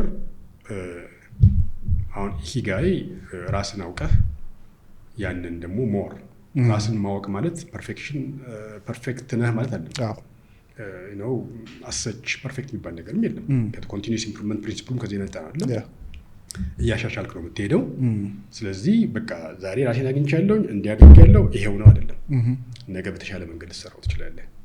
ይሄ ነው ትልቁ ፕሪንሲፕል። ስለዚህ ኦኬ ሶ ሌላው እንድናነሳ የምፈልገው አንዳንድ ጊዜ የቢዝነስ ሀሳቦች ሲመጡልን አእምሯችን ላይ ፐርፌክት መስሎ ይታዩናል። ከዛ ወረቀት ላይ ስናወርዳቸውም በሚገርም ሁኔታ እያንዳንዱን ነገር እናስቀምጠዋለን። ኢንድ ቱ ኢንድ ከዚህ ተነስቶ እዚህ ጋር እስከሚደርስ ድረስ ያለውን ፕሮሰሱ ምናምን እንሰራውና ወደ ተግባር ሲገባ ግን ምንም ውጤት ላይ ያመጣ ይችላል። ሶ ኤክስኪዩሽን ላይ አንድን ነገር እያስፈጸምን ስንሄድ የእውነት አእምሯችን ውስጥ ያለውን ነገር ብቻ እየተከተልን መሄዳችን ውጤት ያመጣልናል ወይስ? ይህንን የጠየቁ ለምንድን ነው በጣም ብዙ ብሪሊየንት የሆኑ ሰዎችን በማናገርበት ጊዜ ያሉበትን ሁኔታ ምናምን ስታየው የሚገርም ሀሳብ ይሰጠዋል። የሆነ ችግር ፊገር አውት ያገኙታል ምናምን፣ ግን ተግባር ላይ የሉ። አንዳንድ ሰው ደግሞ የሚፈልጋት ትንሽ ሀሳብ ነው። ያችን ሀሳብ ይዞ ቶሎ እየተገበረ ኮንቲኒየስ የሆነ ነገሮችን ኢምፕሩቭ እያደረገ የሆነ ነገር እየቀየረ እየተሳሳተ ምናምን ይሄዳል። ምናልባት እስካሁን ድረስ ካጋጠሙ ሰዎች ውስጥ ሰዎች ረዥም ርቀት እንዳይሄዱና እንደዚህ ኮንቲኒየስ የሆነ ነገር እውቀት እኮ አላቸው፣ ግን ውጤት እንዳያመጡ የሚያደርጋቸው ነገር ምን ነገሮች ሊኖሩ ይችላሉ? ሁሉ ጊዜ እንቅስቃሴ ውስጥ እንቅስቃሴ እንደ ሴንስ ልህ ማድረግ ኤክስኪዩሽን ላይ ብቻ መሆን የለበትም። ቆም ብሎ ሞኒተር ማድረግ አለበት። የሄደበትን መንገድ መገምገምና ሊያሻሽል የሚችልበት የሚያስብበት ጊዜ መኖር አለበት። አእምሯችን እረፍት ማያገኝ ከሆነ ብዙ ስህተቶች እየደጋገምን ነው የምንሄደው እስክንከስር ድረስ ማለት ነው። እና ለሰው ልጅ እረፍት በጣም አስፈላጊው ነው። ቆም ብሎ ማሰብ፣ የሄደበትን መንገድ መገምገም፣ የተሳሳተው ነገር ምንድነው፣ ሰክሰሱ ምን አይነት መልካም ተሞክሮች አጋጥመውታል፣ መልካም ተሞክሮዎችን የበለጠ ደግሞ በተሻለ መንገድ የመስራትና ስህተቶቹን አርሞ የመንቀሳቀሱን ነገር እየገመገመ መሄድ መቻል ይኖርበታል። እና ትልቁ ነገር አሁን በዚህ በአንትርፕረነርሺፕ ውስጥ አንዱ የምንጠቅሰው ብዙ ጊዜ እንደውም አፍሪካ ውስጥ ሊጎለን ይችላል ወይ ደግሞ ብዙ አንጠቀምበት የሚባለው ነገር ምንድነው? ሲስተማቲክ ፕላኒንግ እና ሞኒተሪንግ ነው። ሲጀመር ነገሮችን አቅደን ከጀመርንም እኮ ትልቅ ነው። እና ግን ስናቅድስ ሊኒየር በሆነ መንገድ የምታቅደው በአንድ መንገድ ነው ወይስ ሲስተማቲክሊ? ሲስተሚክ ቲንኪንግ የሚባለው ነገር አይደለም፣ ብሮድ አድርገህ። ምክንያቱም ሁሉ ነገር እኮ ስላቀድክ አይሳካም። ሊያጋጥሙ የሚችሉ መሰናክሎችን ከተለያየ ዳይሬክሽን ማየት መቻል ይኖርብሃል። ከዛ ባሻገር ደግሞ ወደ አፈጻጸም በመመጣበት ጊዜ ደግሞ ከትንሽ ነገር እየሞከርክ ነው። ምክንያቱም ቅድም ወረቀት ላይ ያስቀመጥከው ነገር ሁሉ ኢን ብላክ ኤንድ ዋይት ነጭና ጥቁሩን በደንብ ለይተህ ስላስቀመጥክ እሱን ተከትለ ስለሄድክ ይሳካል ማለት አይደለም። ምክንያቱም ትላንት ሌላ ቀን ነው እቅድ ያቀድክበት፣ ዛሬ የምትፈጽምበት ቀን ደግሞ ሌላ ነው። ትላንት ያየኸው ነገር ዛሬ ላይ ነው ይችላል። ምክንያቱም ኮንቲኒየስ በሆነ ለውጥ ውስጥ ነው ያለ ነው አይደለም። ስለዚህ በዚህ በለውጥ ሂደት ውስጥ አንድ ኮንስታንት ያለ ነገር ወይ ደግሞ የማይለወጥ ነገር ቢኖር ለውጥ ነው አይደለም። እንደዛ ነው የሚባለው። ስለዚህ ለውጥን መጠበቅ አለብህ። ይሄ ስታቲክ ቲንኪንግ የሚባለው እዛ ጋር የረጋ አስተሳሰብ ሊኖረን አይገባም። ዛሬ አቅደን ነገ እንደዛው እንዳቀድነው አይነት ኢንቫይሮንመንት ያጋጥመናል ብለን ማሰብ የለብንም። የሰው ልጅ እንግዲህ በብዙ ሂደት ውስጥ የሚያልፈው ብዙ ቻሌንጅ ውስጥ ካለፈው ቻሌንጅ እየተማርክ ነው መሄድ ያለብህ። እና ስለዚህ ነው ኢምፕሊሜንቴሽን ላይ ስትመጣ ወረቀት ላይ ስላሳረፍኩኝ እንዳለ ዘረግፈዋለሁ ማለት አይደለም። ቴስት እያደረግ ታያለህ። ከዛ በተወሰነ ደረጃ ኤክስኪዩት እያደረግ ወይ ደግሞ እየፈጸምክ ከዛ ጥሩ ውጤት ካለው እያሰፋ ትሄዳለህ። እንግዲህ ያ ነው የሚሆነው። እና በዚህ ውስጥ ትዕግስት ያላቸው ሰዎች ራሳቸውን መግዛት የሚችሉ ዲሲፕሊን እንዲሆኑ ሰዎች እያደጉ ሲመጡ ያለ። ነገር ግን ይሄ በቃ ያዘው ልቀቀው ብሎ ከዛ በኋላ በቃ በአንድ ጊዜ እንደው ሀብታም ሆናለሁ ምናምን ብሎ በቃ ያለ እቅድ ያለ ግምገማ የሚሄድ ሰው እንደው በአጋጣሚ በዊንድፎል ምንድነው የሚባለው በወፍ ዘራሽ አጋጣሚ ካልተሳካለት በስተቀር ሰክሰስፉል ሊሆን አይችልም። ስለዚህ በንግድ ውስጥም እንደዛ ነው። ቆም ብለን እያየን እየገመገምን ነው የምንንቀሳቀሰው እና ይሄ ነው ልዩነታቸው ብዬ አስባለሁ። በጣም አሪፍ። ሌላው እንግዲህ አሁን ባለንበት ጊዜ አንተም እንዳነሳኸው በጣም ፈጣን በሆነ ለውጥ ውስጥ ነው እየሄድን ያለ ነው እና በዚህ በጣም ፈጣን በሆነ ለውጥ ውስጥ ራስህን ከዛ ነገር ጋር እየሰራኸው ስትሄድ ውጤት ሊያመጣ ይችላል። ሰምታይምስ ግን ቆም ብለን በምናስብበት ጊዜ አሁን አንተን መጠየቅ የምፈልገው አሁን ያለንበት ጊዜ ቢዝነስ ለመጀመር ትክክለኛ ጊዜ ነው? ቢዝነስ ለመጀመር ይሄ ነው ትክክለኛ ጊዜ፣ ይሄ አይደለም ትክክለኛ ጊዜ የሚባል ጊዜ ያለ አይመስለኝም። ምክንያቱም ቢዝነስ ስንል በመጀመሪያ ጊዜ እሱን መረዳት አለብን። የሰው ልጆች ፍላጎት አላቸው አይደለም? ቢዝነስ እኮ ስንል እኔ በሁለት መንገድ አየዋለሁ። አንደኛው ምንድነው በእይታ ደረጃ ማለት ነው። ከዛ በኋላ ደግሞ ወደ ዴፊኒሽን እመጣለሁ። በእይታ ደረጃ ነፃነትህን ኤክሰርሳይዝ የምታደርግበት ነገር ነው። ምክንያቱም ከምን አንጻር ነው? አንደኛው ራስን ዲስከቨር አድርገህና ራስን የምትገልጽበት ማለት ነው። ሁለተኛው ነገር ደግሞ የሌሎችን ፍላጎት የመሙላት ነፃነት የምታገኝበት ፍሪደም ማለት የሌሎችን ፍላጎት ክፍተት አይተህ የምትሞላበት ምን ማለት ነው? አንተነትህ የሚንጸባረቅበት እድል ማለት ነው። ከዛ ባሻገር ምንድነው ስቴፖቹን ደግሞ ስንመለከት መጀመሪያ ጊዜ ሰልፍ ዲስከቨሪ ወይ ደግሞ እኔ ማን ነኝ የሚለው ነገር ይቀድማል። ከዛ ሁለተኛ ነገር ደግሞ ሰዎች ምን ፍላጎት ያላቸው፣ ሶስተኛ how can I really serve them ማለት ነው እንዴት ላገለግላቸው የምችለው የኔን ጸጋዬን ተጠቅሜ የነሱን ፍላጎት ላሟላ የምችልበት ነው። ስለዚህ በሁሉም ወቅት ውስጥ ሰዎች ፍላጎት አላቸው። በሁሉም ጊዜ ደግሞ አንተ ጸጋ አለ ወይ ደግሞ የምትሰጠው ነገር አለ። ስለዚህ ይሄ ጊዜ ጥሩ አይደለም የምንለው ሁኔታ ያለ አይመስለኝም። አሁንም ፕሮግራማችን እንደቀጠለ ነው። ልክ እንደዚህ አይነት ተመሳሳይ እንግዶችን እንድንጋብዝላችሁ በዚህ ፕሮግራም ላይ እንዲቀርቡ የምትፈልጓቸውን ሰዎች ኮሜንት ላይ ጻፉልን። እንዲሁም ደግሞ እስካሁን ድረስ በነበረን ቆይታ ምን ተማራችሁ፣ ምን ተረዳችሁ ኮሜንት ላይ ጻፉልን። መልካም ቆይታ። እንግዲህ ተቀጥረህ ከሰራህ በኋላ የራስህ እንድትወስን ያደረገ ምክንያት አለ ብዬ አስባለሁ። ምክንያቱም ትዝ ይለኛል እኔ የመጀመሪያ አሁን ላስት የመጨረሻውን ስራ አቁሜ ወደ ራሴ ልመጣ ስል እንድወስን ያደረጉኝ በርካታ ምክንያቶች ነበሩ። አንዳንድ ጊዜ አንድ ምክንያት ብቻ እንድንወስን አያደርገንም፣ ሲደራረቡ ነው። ይሄ ኮምፓውንድ ኢፌክት የሚባለው የሆነ ጊዜ ጀምሮ ይዘነውን መጣና የሆነች ታይም አለች በቃ ከዚህ በኋላማ ብለን እንድንወስን የሚያደርገን። ምን ነበረ ወደ ራስ ስራ እንድትሄድ ምክንያት?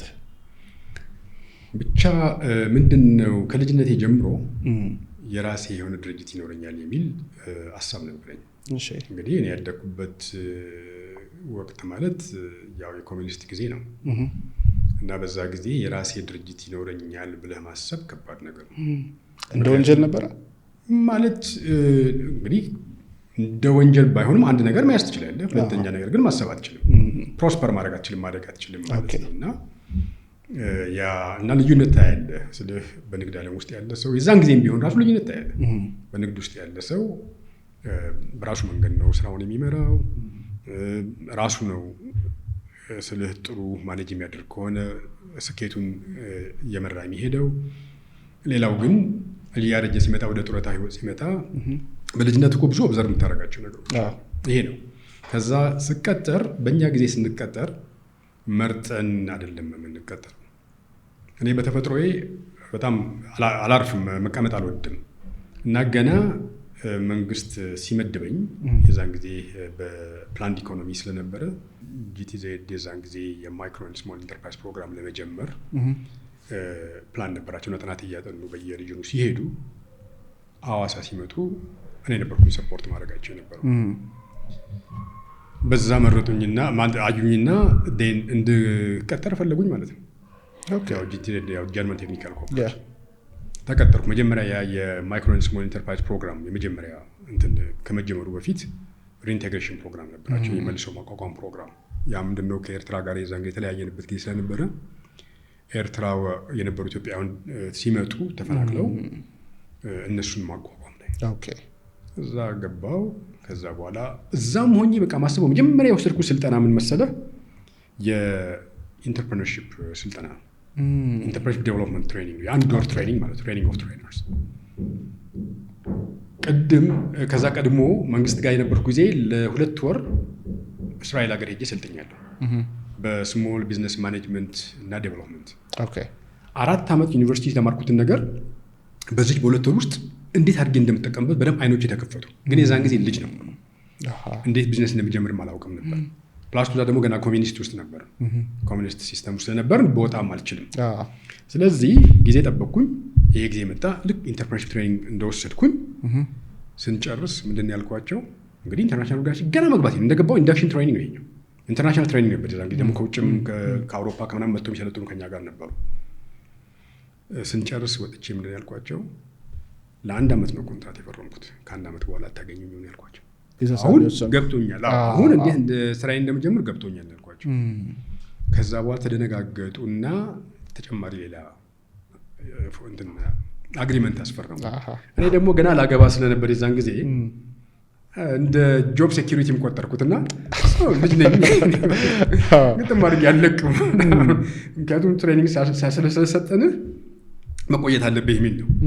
ኮንትራቴ 1 ዓመት ነው። ኦኬ ፋይን ዴን ምናልባት ከ1 ዓመት በኋላ ችግር ቢያጋጥመኝ መቀጠል ፈልጋለሁ፣ ምክንያቱም ትዳር መሰረት ነው። ምክንያቱም ስልጠናውን በጨረስኩኝ በነጋታው ነው እኔ ሰርጌ ነበር። ጂቲዜድ ገባው።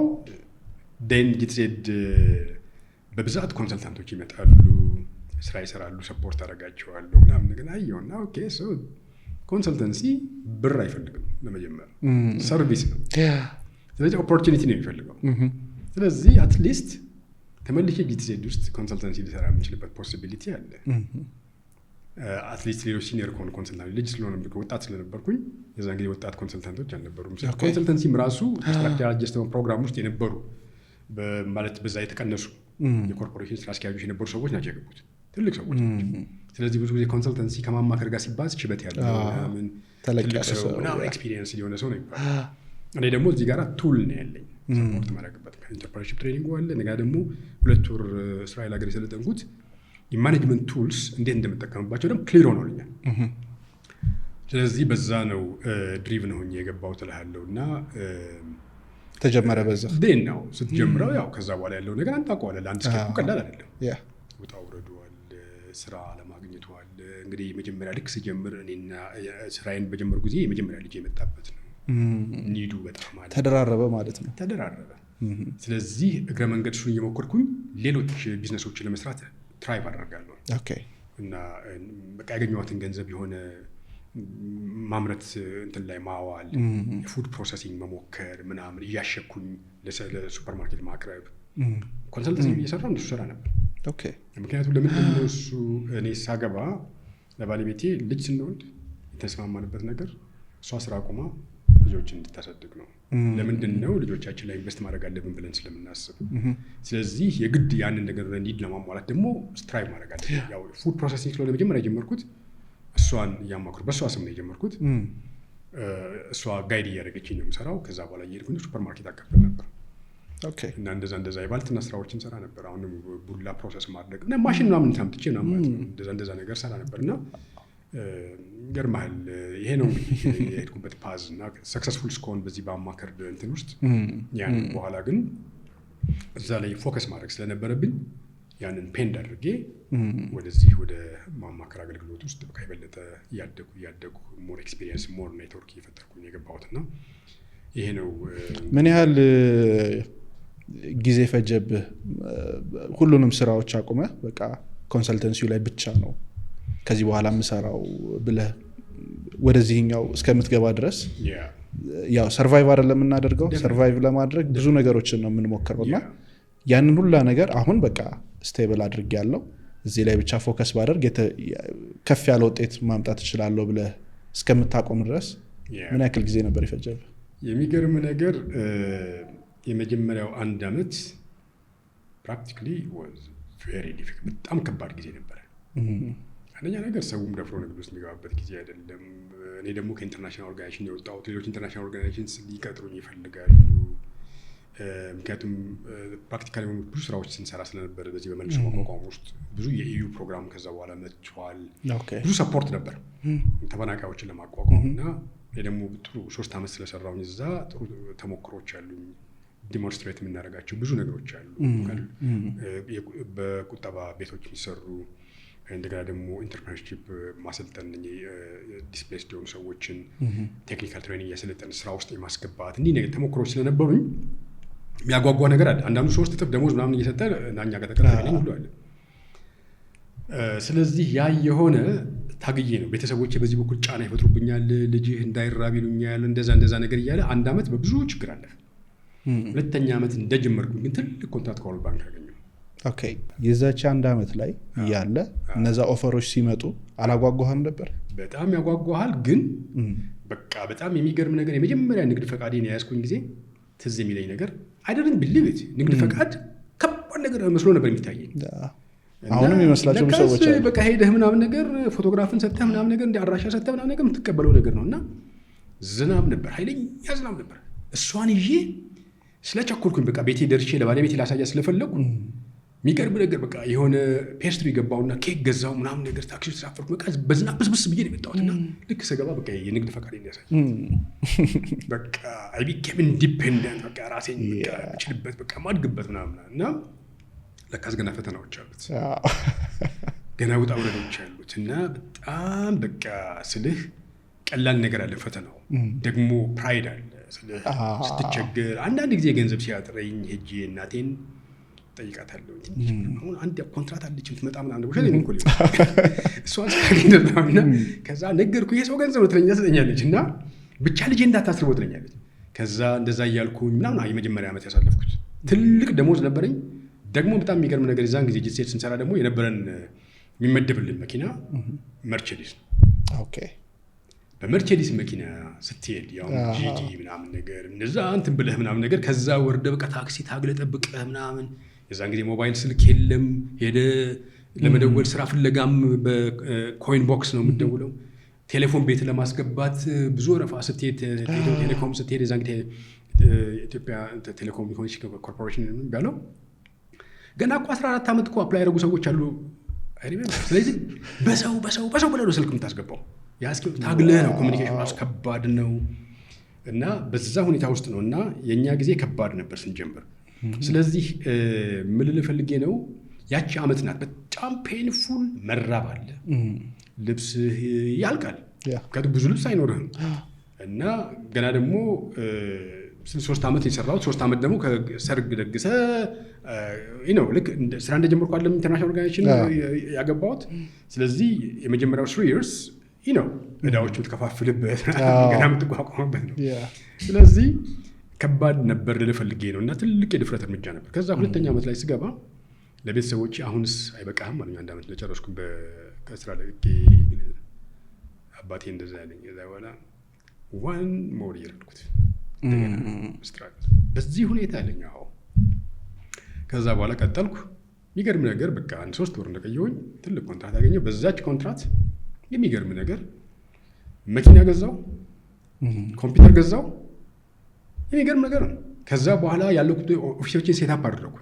ለምንድን ነው የዛን ጊዜ መኪና በ20 ምናምን ሺህ ብርም ትገዛለህ። በቃ ኔትወርክ ዲዮን ስትመጣ ውጭ ስልጠናዎቹ ሊያጋጥመኝ ጀመር። ሲቢአይ ሴንተር ፎር ዴቨሎፕመንት ኦፍ ፕሮሞሽን ኦፍ ኤክስፖርት ፍሮም ዴቨሎፒንግ ካንትሪስ ሲባል የኔዘርላንድስ ፕሮግራም ነበር።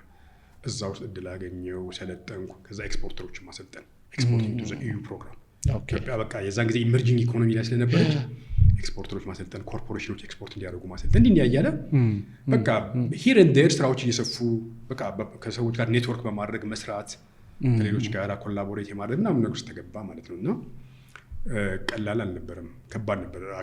በጣም ከባድ ነበር። ኦኬ እንግዲህ ሰዎችን ታማክራለህ፣ አንተ ጋርም ይመጣሉ። አንድ ሰው ገንዘብ ይዞ ወደ አንተ ቢመጣ እና ያንን ሰው የእውነት የስራ ሰው መሆኑንና ህልመኛ መሆኑን የምትለይበት መንገድ ይኖራል? ሁለት አይነት ነገር ይዘው ይመጡ ምን ለስራ ብለው ይመጡ ሰዎች አሉ። ከባድ ጥያቄ ነው። ምክንያቱም ብዙ የሚሰሩ ነገሮች ስላሉ የትኛውን ይዘህ የቱን ነው የምትለቀው? በእርግጥ መጥፎ ጥያቄ አይደለም። ምክንያቱም አንደኛ ነገር የሰው መስራት የሚፈልገው ነገር ምንድን ነው የሚለውን ነገር ማወቅ ያለበት እሱ ነው። ይሄን መስራት እፈልጋለሁ፣ ይሄን እንዲጠናልኝ እፈልጋለሁ ቢልህ ይቀልሃል። ግን ምን ልስራ የሚለው ነገር በጣም ብዙ ኦፖርቹኒቲ ስተዲዎችን ይፈልጋል። ብሮድ ነው፣ ኮስቲ ነው። ግን ያንን ሊሰራ የሚችላቸው በጣም ብር ያለው ሰው ከሆነ አንተም እዚህ ጋር በትገባ ብለህ ከምታውቃቸው ነገሮች ጋይድ ልታደርገው ትችላለህ። ለምሳሌ ኢምፖርት ሰብስቲዩሽን ላይ ሊሆን ይችላል። ኢትዮጵያ ብዙ ምክንያቱም እናውቃለን የኤክስፖርት ኢምፖርት ስታቲስቲክሱ አለ። ስለዚህ እንደዚህ አይነት ነገር ለምሳሌ ኢምፖርት ነው የሚደረገው፣ ግን እኛ ሮ ማቴሪያል አለን፣ ቴክኖሎጂው ቀላል ነው፣ ልትገባ ትችላለህ፣ ትለዋለህ። ግን ትልቁ ነገር እሱ በየትኛው ሴክተር ላይ ልምድ አለው፣ ምን ላይ ቢሰራ ይሻላል የሚለውን ነገር ፈንዳመንታሊ በመሰረቱ መወሰን ያለበት እሱ ነው። ወስኖ ቢመጣ ወይ ደግሞ አንተ ጥያቄዎች ትጠይቀዋለህ። ጥያቄዎች ትጠይቀዋለህ። ላይ የዳይሬክሽን ጥያቄ ትጠይቀዋለህ። ለምሳሌ በየትኛው ሴክተር ላይ ቢሰራ ከቱ ያለፈበትን ኤክስፒሪየንስ ትጠይቃለህ። ገንዘብ ያገኘበትን መንገድ ትጠይቃለህ። ምናልባት ቅድም እንዳልከው ገንዘብ ያገኘው ከማይወደው አይነት ቢዝነስ ሊሆን ይችላል። ስለዚህ ወደ ሌላ መቀየር ፈልጎ ሊሆን ይችላል። ፓሽኑ ምንድን ነው? በልጅነቱ ያስብ የነበረው ነገር። ስለዚህ እንደዚህ አይነት ነገሮችን አስበህ ታውቃለህ ወይ? ከዛ እና እንደዛ እኔ ብዙ ሰዎችን እንዲሁ በንግግር ስናማከር በተለይ ኮንሰልቴሽን ላይ መጀመሪያ ስትነጋገር ኢንላይተንድ ሆነው ወዲያውኑ እዛው ብዙ ጊዜ ሰውን ስታማክር መልሱ አንተ ጋር ሊመጣ ይችላል። ኮንሰልታንቱ ጋር ሳይሆን ራሱ ምክሩን የሚቀበለው ሰው ወዲያውኑ ሶሉሽን ይመጣለታል። ምክንያቱም ሰዎችን ማማከር የሚጠቅመው ነገር አንደኛው ይሄ ነው። አንተው ጋር እየተወያየ የተነጋገርክ ችግሩን እያወራ መልሱ እንትን ያደርጋል። ይሄ ኮንቨርሴሽን ብዙ ጊዜ የሚጠቅመው ለዚህ ነው። እና ያ ነው ህልመኛ የሆነን ሰው የምትለየው። እንግዲህ ህልም የምንለው ነገር ብዙ ጊዜ መሻት ፍላጎት ነው አይደለም? ድሪሚንግ የምንለው ፋንታሲ። አንዳንድ ጊዜ በቃ ዝም ብለን ራሳችን ሀብታም ሆነን በቃ ይሄንን ብር ይዤ ለምሳሌ 100% እንዴት ነው እንትን ላደርገው የምችለው ምናምን ቢል ባውቀው ነው የማደርገው እና ምንም ሪስክ ፍሪ የሆነ ነገር ምንም በቃ ፕላን ስላደረክ ብቻ የሚሆን ነገር ያለ አይመስለኝም። እና በእንደዚህ አይነት ኢንቴንሽን የሚመጣ ሰው ያው በትክክል ህልመኛ ነው ብለህ ልታስብ ትችላለህ። አንዳንድ ሰው በጣም ጥሩ የሆነ ምርት ኖሮት ነገር ግን ኤክስኪዩሽን ላይ ቀርፋፋ የሆነ አሰራር ያለው ሰው ሊኖር ይችላል።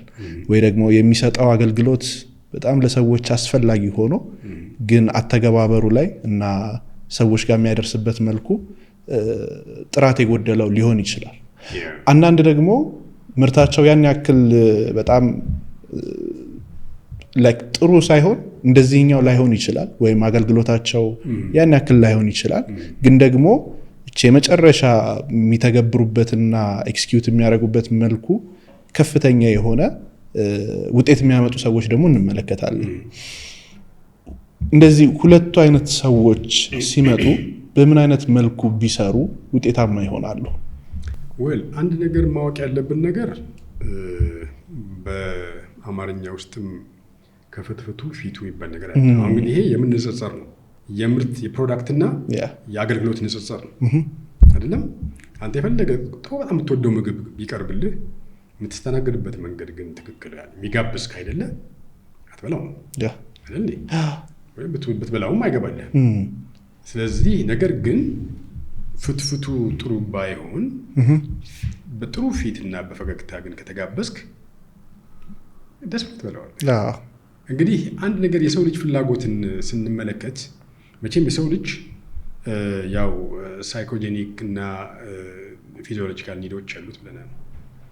ንግድ ላይ ደግሞ ስንገባ ደግሞ የሰውን ፍላጎት አይተህ ያንን ለመሙላት ነው ጥረት የምታደርገው።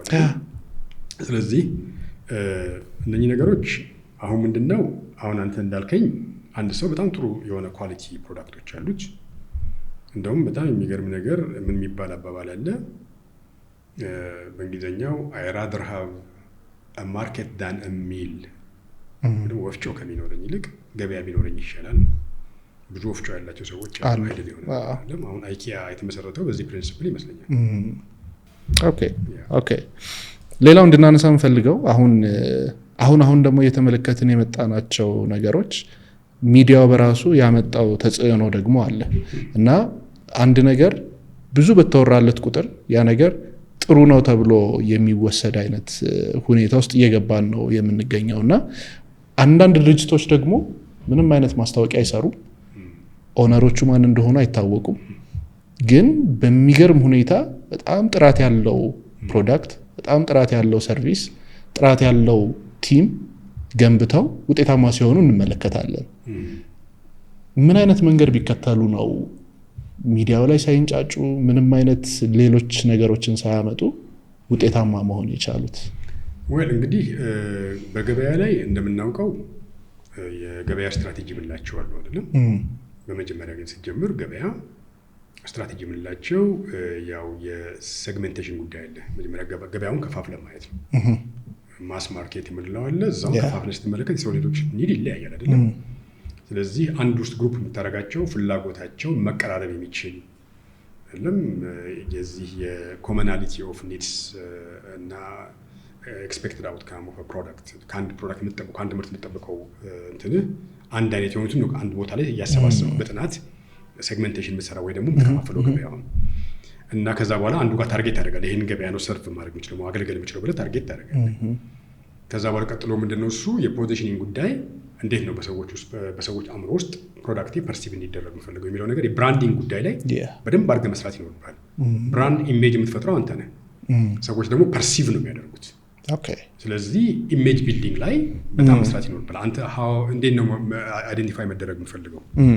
ምርቴ እንዴት እንዲታወቅ ነው የምፈልገው?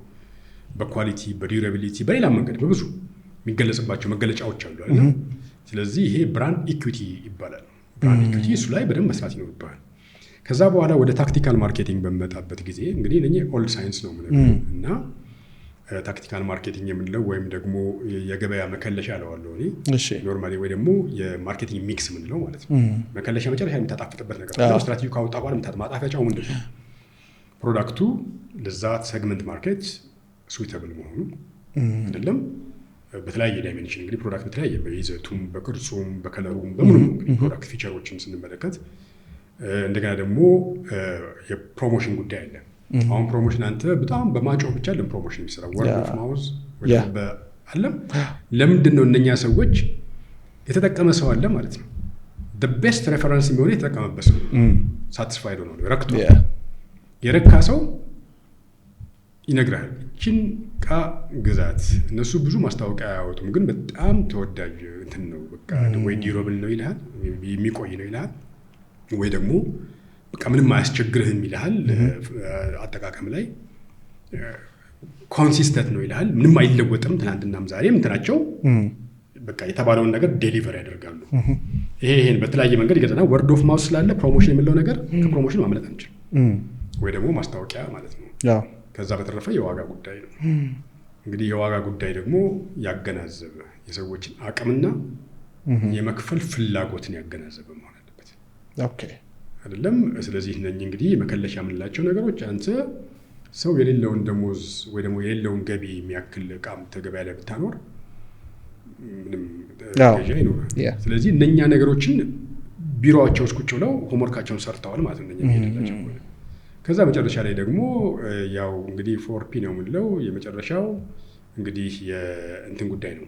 አሁን ፕሮዳክት፣ ፕሮሞሽን፣ ፕራይስ እና ከዛ ደግሞ የቦታ የዴሊቨር የምታደርግበት ቦታ ምንድን ነው? እነኛ ለምሳሌ ልዩ የሚያደርጋቸው ነገር ምን? ያ ፕሮዳክት ምናልባት በዶር ቱ ዶር ዴሊቨሪ የተሻለ ገበያ ይገኝበት ይሆን?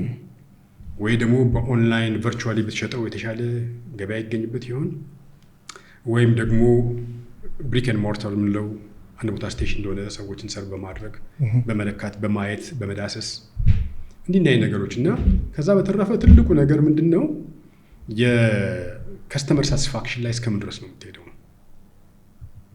እንግዲህ አሁን በውጭ ሀገር የተለመደ ነገር ነው። በተለይ በዌስተርን ወርልድ ስትመለከት እቃ እኮ ሄደ ለክተህ ገዝተህም እኮ ሄደ በነጋታው ደበረኝ ካልከው ሄደ ተመለሰ። ይሄ ሲስተም እኔ በጣም ይገርመኛል። they prosper አይደል? እኛ ሀገር ይሰራል ወይ? ምንም እኮ ጥያቄ የለውም እኮ አይደል? ሄደ ትመልሳለህ። ትመልስና እዛው የምትቀይር ከሆነ ገንዘብን ትቀበላለህ። እንግዲህ ይሄ ምን ይሰጣል? ትረስት እንድታደርጋለህ። ባልረካ ሄጄ መመለስ እችላለሁ። ምናልባት እንደኛ ሰክሰስፉሎች እንደዛ ስራ ይሰሩ ይሆን? እንግዲህ ልዩ የሚያደርጋቸው ነገር ይኖራል።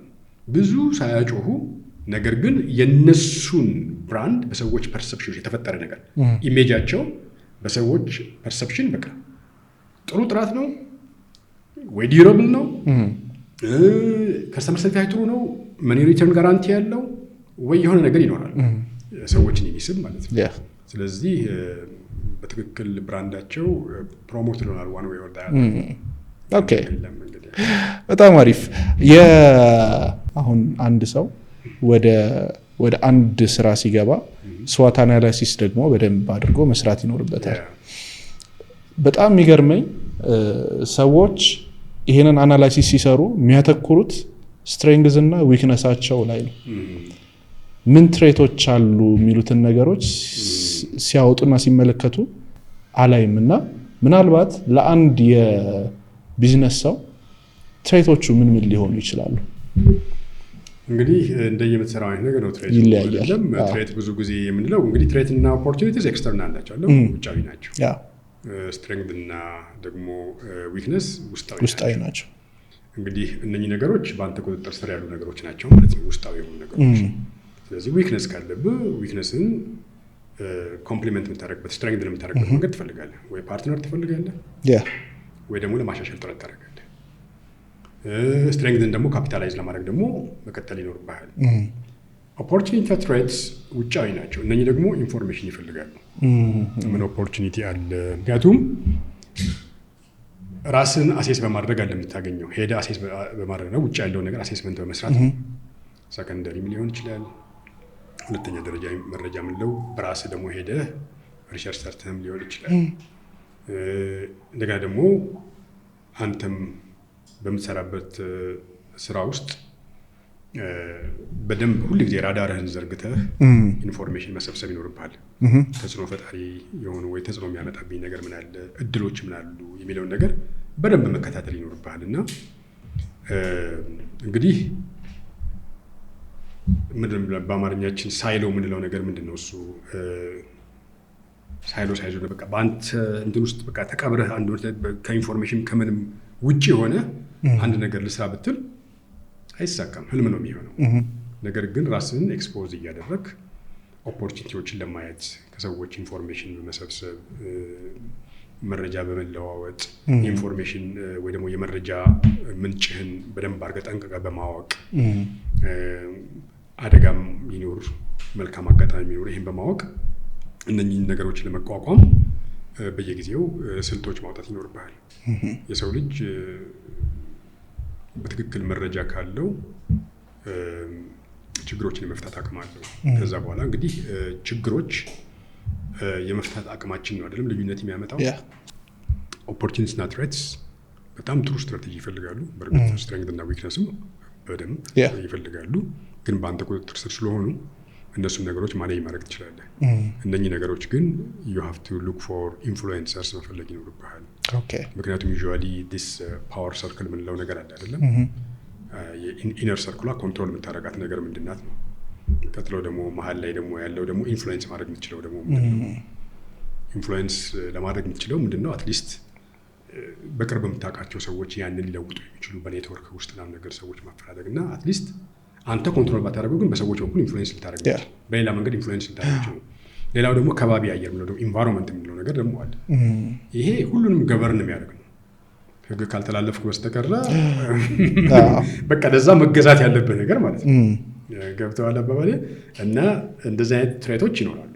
ይሄ ትሬት ግን ለአንተ ብቻ አይደለም ሲዘንብም ለሁሉም ነው የሚዘንበው ሲወጣም ለሁሉም ነው የሚወጣው ስለዚህ እነኚህ ነጥሎ ማወቅና ለዛ ተመጣጣኝ የሆነ ስልት የማውጣት ከተዋንዳንድ ጊዜ ስልት እኮ መተው ሊሆን ይችላል እንደዛ ሊሆን ይችላል እና ስለዚህ ያ ነው ኦኬ መቼም አንድ የቢዝነስ ሰው ስራውን ሲሰራ ብቻውን አይደለም የሚሰራው ከሰዎች ጋር ነው ሰው ይቀጥራል ከብዙ ካምፓኒዎች ጋር ይሰራልና ብዙ ሰው ሲመለከት ሃይሪንግ ላይ ሲቸገራ ያለው እና እንዲያው አሁን እኔ ራሴ የማምንበት ነገር ምንድነው ስሎሊ ሃየር ከዛ ፋስት በሆነ መልኩ ደግሞ ፋየር ማድረግ ምክንያቱም በቃ የሆነ ነገር ቶክሲክ ሆኖ ከመጣ ያ ነገር ከቆየ ሌላውንም ነገር ነው የሚያበላሸው ምን ይመስላል ያንተ የሃይሪንግ ቴክኒክ እንግዲህ ያው በርግጥ ሪክሩት በምናደርግበት ጊዜ በመጀመሪያ የምንፈልገውን ፕሮፋይል በደንብ አድርገን ስታብሊሽ ማድረግ ይኖርብናል ማለት ምን አይነት ሰው ነው ፈልገው የሚለውን ነገር መቼም ያው ምድር ላይ ካለ ሰው ነው የምንፈልገው በሌላ ቦታ እናመጣ ፕላስ ቱ ዛት ደግሞ ሀገር ውስጥ ስንሆን በተወሰነ ሴክተር ላይ ካይደለ ከውጭ ደግሞ ኤክስፐርቲዝ አታመጣም ሀገር ውስጥ የሌለ ካይደለ ከሀገር ውስጥ ነው የምትቀጥረው ስለዚህ ያንን በደንብ ጠንቅቆ ማወቅ ይፈልጋል አንዳንድ ጊዜ ደግሞ የሰው የምንፈልግበት ኤሪያ ሰርቲፊኬት ይፈልጋል ወይስ አይፈልግም የሚለውን ነገር ማወቅ ይኖርብናል ምክንያቱም አንተ ሰርቲፊኬት የማይፈልግ ወይ በልምድ ወይ ደግሞ በተፈጥሯዊ ችሎታ የሚሰሩ ስራዎች ወይ ደግሞ በልምድ ማለት በአንድ ነገር ላይ በመቆየት የሚሰሩ ነገሮች ሲሆን ትልቁ ትኩረት ማድረግ ያለብህ ሲቪ ምን ነው መነገር ያለበት ሲቪያችን ራሱ ስታነብ እኮ አሁን ብዙ ጊዜ ለመቅጠር ሰዎችን አድቨርታይዝ ስታደርግ ይመጣልሃል እኛ ብዙ እንግዲህ ኮንቲኒየስ አሁን በኔ ድርጅት ብዙ እንቀጥራለን ለአጫጭር ስራዎችም ለረጅም ጊዜ ስራዎችም እንቀጥራለን እና ሲቪዎችን ስትመለከት ስለ ሰውየው በደንብ የሚናገሩ ነገሮች የሉትም የሰራውን ነገር አይናገርም የተቀጠረበትን ነው የሚናገረው እዚህ ጋራ ሂሳብ ሰራተኛ ሆኜ ተቀጥሬያለሁ እዚህ ጋራ የማርኬቲንግ ኦፊሰር ሆኜ ተቀጥሬያለሁ እዚህ ጋራ ብናገር አይደለም ስለዚህ የምትፈልገው ሰው መሆኑን ማወቅ አትችልም ይሄንን እዚህ ጋር ሰርቻለሁ እዚህ ጋር ሰርቻለሁ ዴሊቨር ያደረገውን ነገር አይናገርም ስለ ሰውየው የሚናገረው ነገር ዴሊቨር ያደረገው ነገር ነው ምን ዴሊቨር ያደረገ ምን አይነት ችግሮች አጋጥመውት ምን ሶሉሽን አመጣ የሚለው ነገር ይሄ ነው የሱ ሬዚዩሜ መናገር ያለበት ስለዚህ ይሄን ደግሞ ልታገኝ የምትችለው በሚልከው ሲቪ ሳይሆን በኢንተርቪው ነው ኢንተርቪው ላይ ፐርቲነንት የሆነ ትክክለኛ ጥያቄ መጠየቅ መቻል ይኖርባል ሰውየው የምትፈልገው ሰው መሆኑን አይደንቲፋይ ለማድረግ ማለት ነው ከዛ በተጨማሪ ስራ ላይ ምን የምንለው ነገር አለ ለአንድ ስራ ሪኳየር የሚደረገው ለምሳሌ በአንድ ስራ ላይ በአንድ ፖዚሽን ላይ የሚፈልገው እንግሊዘኛው አስክ ነው የምንለው አይደል አቲቲዩድ አለ ስኪል አለ ኖሌጅ አለ ምን አይነት አቲቲዩድ ነው የሚፈልገው ምን አይነት ስኪል ነው የሚፈልገው ምን አይነት ኖሌጅ ነው የሚፈልገው የሚለው ነገር መጀመሪያ ጊዜ በጠንቅቅ አንተ ይሄንን ለይተህ ማስቀመጥ ብቻ እንደ ሪክሩተር ማለት ነው ስለዚህ ሰውየው the right skill እና the right knowledge ኖሮት አቲቲዩድ ግን ከሌለው በቃ ስራ ይበላሽባል እና ግን the right attitude ኖሮት ደግሞ ስኪል እና ኖሌጅ ከሌለውም ደግሞ ይሄው ነው ጸባየኛ ብቻ ነው የሚሆነው ነገር ግን ስራው ላይ ደግሞ የለም ስለዚህ ይሄንን ለማድረግ ከብዙ ውስጥ ጥቂት ነው ልታገኝ የምትችለው አንተ ሪክሩት ለማድረግ አቅም ከሌለ የሂውማን ሪሶርስ ፕሮፌሽናሎችን ዲፕሎይ ማድረግ ይኖርባል እነሱ እንዲሰሩልህ ማድረግ ነው በዚህ ላይ የተካኑ ሰዎች አሉ እነሱ ይህን ስራ እንዲሰሩልህ አውትሶርስ ማድረግ ነው ሁሉ ነገር አንተ መስራት አትችልም አንተ ማተኮር ያለብህ ኮር ቢዝነስ ላይ ነው በቃ እዛ ላይ ተኩረ ሌሎች አውትሶርስ ማድረግ ይሄ ብዙ ሄደህ ይቀንስልሃል ለምን ሃየር ፋየር ስታደርግ ትኖራለህ ለምን ስታሰለጥንስ እንግዲህ በስልጠና የምታጠፋው ሰዓት ሳይሰራ የምትከፍለው ደሞዝ እንደገና ደግሞ ያው እኛ ሃይ ኮንቴክስት ሶሳይቲ ነን ካልቸሩ ይዛል እንግዲህ ሰራተኛ ማባረር እነሱ ጋር ሰራተኛ ይቀመጥም ይባላል ይሄም ኢሜጂን ያበላሻል ይሄ እንዳይሆን ለፕሮፌሽናሎች ፕሮፌሽናሎች ይሄን ሪክሩትመንቱን ይስሩልህ ኦኬ ከዛ በኋላ እነሱ የሰሩትን ደግሞ አንተም የምትፈልገው ሪኳየርመንት ፕሮፐርሊ ማወቅ ነው ፖዚሽኑ ይሄ ነው የሚፈለገው አቲቲዩድ ይሄ ነው፣ የሚፈለገው ስኪል ይሄ ነው፣ የሚፈለገው ኖሌጅ ይሄ ነው። አብረህ ከእነሱ ጋር ስራ። ከዛ በኋላ ላይ ስራውን ይስሩልህ ትቀጥራለህ። ከዛ ተቀጥረህ ደግሞ በፕሮቤሽን ታይም ውስጥ ልትሰጥ የሚገባው ምክንያቱም ዘ ፈርስት ሃው መኒ ዴይስ ነው ፕሮቤሽን 45 ነው አሁን ያለው ህግ 45 ዴይስ ኦር 2 months ጥሩ አሳይመንት አዘጋጅለት የሚሰራውን ማለት ነው። በዚህ ጊዜ ውስጥ ያቺ ናት ዊንዶ ፋየር ለማድረግም ለማድረግ የምትወስናለህ። በዛ ጊዜ ውስጥ በደንብ ተርን አራውንድ ሰውየውን በደንብ ፕሮፐርሊ የምታይበትን እንትን አዘጋጅ። አሳይመንት ሰጠው ዴሊቨር ማድረግ ካልቻለ ያው ታሰናብተው ኔክስት ፐርሰን ይመጣል ማለት ነው። እና ይሄ ነው እና አንዳንድ ጊዜ ዲሴፕቲቭ ነው ሲቪል አይተ በሪኮመንዴሽን ደግሞ ጥሩ ነው። በሪኮመንዴሽን ስንቀጥር እኮ አንዳንድ ጊዜ ሪኮመንዴሽንም ቢሆን የት ምን ሰራ የሚለው ነገር ቢሆን ጥሩ ነው። እዚህ መስሪያ ቤት እንደዛ አይነት ችግር ፈታ፣ የፈታው ችግር ያንተን ችግር ሊፈታ የሚችል ነው። እና አንዳንዴ እኔ ኤምቢኤ ሰራ ብዙ ኬስ ስተዲዎችን እንሰራ ነበር እና ትልልቅ ካምፓኒዎች ውስጥ የሰሩ ሲኢኦስ ኢንተርናሽናል ብራንድስ ላይ ነው በቃ እዛ መስሪያ ቤት እንደዚህ አድርጓል ተብሎ አንዳንድ ሲኢኦ ከዛ ጋር ማይገናኝ ሴክተር ላይ ይገባና ድራሹን አጥቶ መስሪያ ቤቱን ገሎ ይወጣል። እንግዲህ ለምንድን ነው ሴክተሩን አያውቀው? ስለዚህ ትክክለኛ የሆነ ሰው መቅጠር ተገቢ ነው። ኦኬ የሚቀጥሉትን 10 ዓመታት አዲስ አበባን፣ ኢትዮጵያና አፍሪካን ሶስቱንም ስታያቸው ምን ይታያል? አሁን ያሉት ለውጦች እንግዲህ የምናያቸው ናቸው። ብዙ ነገሮች በፍጥነት እየተቀያየሩ ነው። አዳዲስ ቢዝነሶች እየመጡ ነው። ወጣት ሚሊዮነሮች እያየን ነው።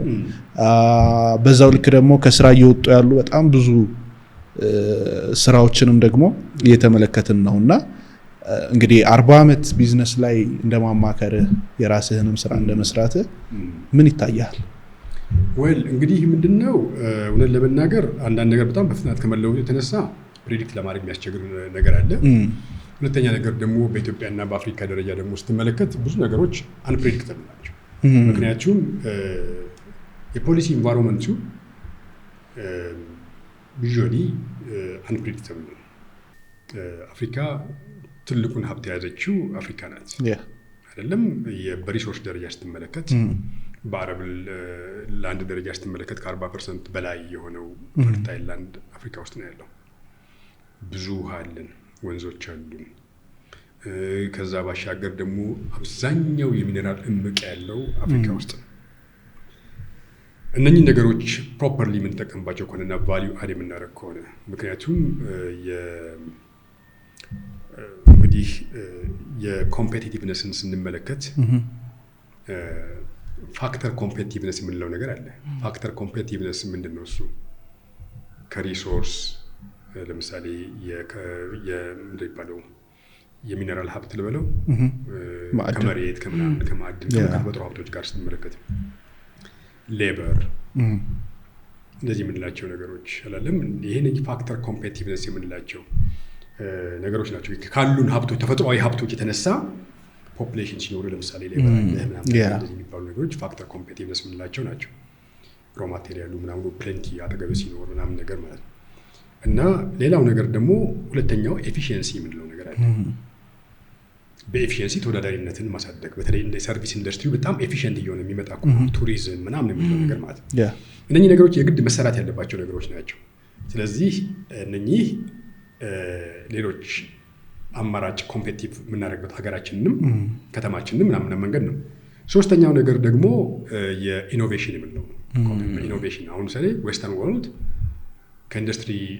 ከኢንዱስትሪያል ሪቮሉሽን ወጥተው ወደ ኢኖቬሽን አለ ኢኖቬቲቭ ወደ ነገር ውስጥ ተርሻሪ ሴክተር ውስጥ ገብተው እኛ ደግሞ አሁን ጥሩ ኦፖርቹኒቲ ለኛ አሁን የኛ ሀገር ለምሳሌ አሁን ዲጂታላይዜሽን ስንመለከት ብዙ ለውጦች እናያለን ሰርቪስ እና ይሄም ደግሞ አፍሪካ ዌይ ፎርዋርድ ብዙ በዚህ በቴክኖሎጂውም የሚሄድ እድሏ ከፍተኛ ነው። እንግዲህ ይሄ ደግሞ በተለያየ ነገር መደገፍ አለበት። በስልጠናውም በትምህርቱ በምናምኑ በፖሊሲም መደገፍ ይኖርበታል እና ከ10 ዓመት በኋላ በጣም ረጅም ነው 10 ዓመት በአሁኑ በድሮና በአሁን 10 ዓመት አይገናኝ እና በ10 ዓመት ውስጥ በጣም ለውጥ ታያለ። ኢንፍራስትራክቸሩ ዴቨሎፕ እያደረገ ሲመጣ እና ብዙ እና በዚህ ውስጥ ደግሞ ሰርቪስ እያደገ ይመጣል። ስለዚህ ወጣቶች ወደፊት በብዛት እድል የሚያገኙት በሰርቪስ ኢንዱስትሪ ውስጥ ይሆናል ሴክተር ውስጥ ይሆናል ብዬ አምናለሁ። ሌላው እንግዲህ አሁን ወደ ቢዝነሱ የሚገቡ ሰዎች ወይም ደግሞ ቢዝነስ ላይ ያሉ ሰዎች ምን ያክል ስልጠናና ሜንቶር ያስፈልጋቸዋል? እንግዲህ እውነት ለመናገር ቢዝነስ በአካዳሚክ ትን ብቻ አታገኝም አይደለም። ከሌሎች ትማራለህ። እንደውም በአንተ ፖድካስት ላይ ሌላ ሰውም ሲናገር የሰማሁት አንደኛው መርካቶ ገብተህ መማር የሚል ነገር አለ እና ይህ ተግባራዊ ስልጠና ለማግኘት ነው። እንግዲህ መርካቶ ያሉትን ተሞክሮች ወይ ደግሞ ኢንዱስትሪ ውስጥ ያሉ ተሞክሮች እኮ ነው ፓኬጅ አድርገህ በስልጠና ደረጃ የምታዘጋጀው። እነኚህ ነገሮች በጣም አሪፍ ናቸው። ምክንያቱም ምን ያህል ኤክስፖጀር ይኖርሃል ኢንፕራክቲስ። እነኛ ነገሮች ፓኬጅ ሆነው ሲሙሌሽን የሚሰራ ከሆነ ክፍል ውስጥ የምታሰለጥን ከሆነ ለውጦች ያመጣሉ። ስለዚህ ስልጠናና ይሄ ሜንቶር የማድረግ ነገር ግዴታ ነው። ሜንቶርሺፕ ያው ኖርማሊ በዛ በኢንዱስትሪ ውስጥ ያለፈ ሰው ሄደ እሱ እንዲያማክርህ የማድረግ ጋይድ እንዲያደርግህ የማድረግ ነገር ነው አይደለም። ይሄ ይሰራል ይሄ አይሰራም ምን እንዲያሳይህ፣ አንተ ደግሞ ካለህበት ወቅትና ካለህበት ኢንቫይሮንመንት በመነሳት የራስህን ግምት ወይ ደግሞ ግምገማ ውስጥ ደግሞ አሻሽለህ ለመስራት የምታደርገው ነገር ነው እና እነኚህ ነገሮች የግድ ናቸው። ምክንያቱም ኔትወርክ ስንል ይህን ጭምር ነው። እውቀትም ከሌሎች ጋር የእውቀት ልውውጥም እንዲኖር የቴክኖሎጂ ልውውጥም እንዲኖር ለማድረግ ነው እና ይሄ በጣም አስፈላጊ ነው። ስልጠና ሳይኖርህ እውቀት ሳይኖርህ ማለት ነው። ስልጠና ሳይኖርህ ማለት እውቀት ስራ ውስጥ እገባለሁ ማለት በማንኛውም ስራ ውስጥ ሊሆን ይችላል። ብዙ ዌስት የምታደርገው በነገራችን ላይ ስልጠና ባለመውሰድና ጋይድ ባለመደረግ ምክንያት ሰዎች ኢንሚዲየንስ ሲያጡ ዶንት ፊል ኢት እንደዚህ ሆንኩኝ እኮ በቃ በመቶ ሺዎች አወጣው ማለት ቀላል ነው። ግን ስልጠና ለመውሰድና ኮች ለመደረግ ግን ቴንስ ኦፍ ታውዘንድስ ክፈል ሲባል ግን ሰው አያደርግም። ይሄ እንግዲህ መስተካከል ያለበት የማይንድ ሴት ነው። ለስልጠና ትልቅ ቫልዩ መሰጠት አለበት። ኦኬ እንግዲህ ስልጠና ጀምራችኋል? ስልጠና እንግዲህ እኛ የዛሬ 28 ዓመት ድርጅታችን ሲቋቋም እንግዲህ እኔ 40 ዓመት በስራው ላይ ነኝ ያለሁት። ዛሬ 28 ሲቋቋም ትልቁ ስራችን ስልጠና ነው እና በጣም የሚገርም ነገር ብዙ ስራ በኮንሰልተንሲ ውስጥ አድቫይዘሪ ስራ ሲሰራ ውጭ ብቻ ሳይሆን የምታሰለጥነው ስታፎችን ታሰለጥናለህ። እኛ ጋር ብዛት የሚሰሩ ሰዎች ተርኖቨር ይኖራል። ለምን ኦፖርቹኒቲ ያጋጥማል። ኢኩፕ ስታደርጋቸው ኢንተርናሽናል ኦርጋናይዜሽን ይወስዳቸዋል። የራሳቸው ኮንሰልተንሲ መጀመር ይፈልጋሉ፣ አድቫይዘሪ ይፈልጋሉ እና ብዙ እኛ ከመጀመሪያ ፍሮም ዘ ቬሪ ቢጊኒንግ ስራችን ትልቁ ስራችን ስልጠና መስጠት ነው። አድቫይዘሪ ስራ ብቻ አይደለም። አድቫይዘሪ ስራ እንሰራለን። የጥናታዊ ስራዎች ሪሰርቾች እንሰራለን በዚሁ በቢዝነስ ውስጥ ቢዝነስ ዴቨሎፕመንት ላይ። ግን ትልቁ ስራችን ስልጠና ነው። ግን ምንድን ነው በኢትዮጵያ ውስጥ ትልቅ ቻሌንጆች አሉ። አሁን በተለይ በዚህ በቢዝነስ ዴቨሎፕመንት ስራ ውስጥ ይህ ቻሌንጅ ምንድን ነው? በብዛት ኢንዱስትሪው ገበያው ላይ በጣም ማርኬት ዲስቶርሽን ነው የምንለው። ገበያው የተዛባ ነው። በነፃ ስራ የሚሰጡ ኤንጂኦዎች ይኖራሉ። መንግስት በነፃ የሚሰጥበት ሁኔታ አለ።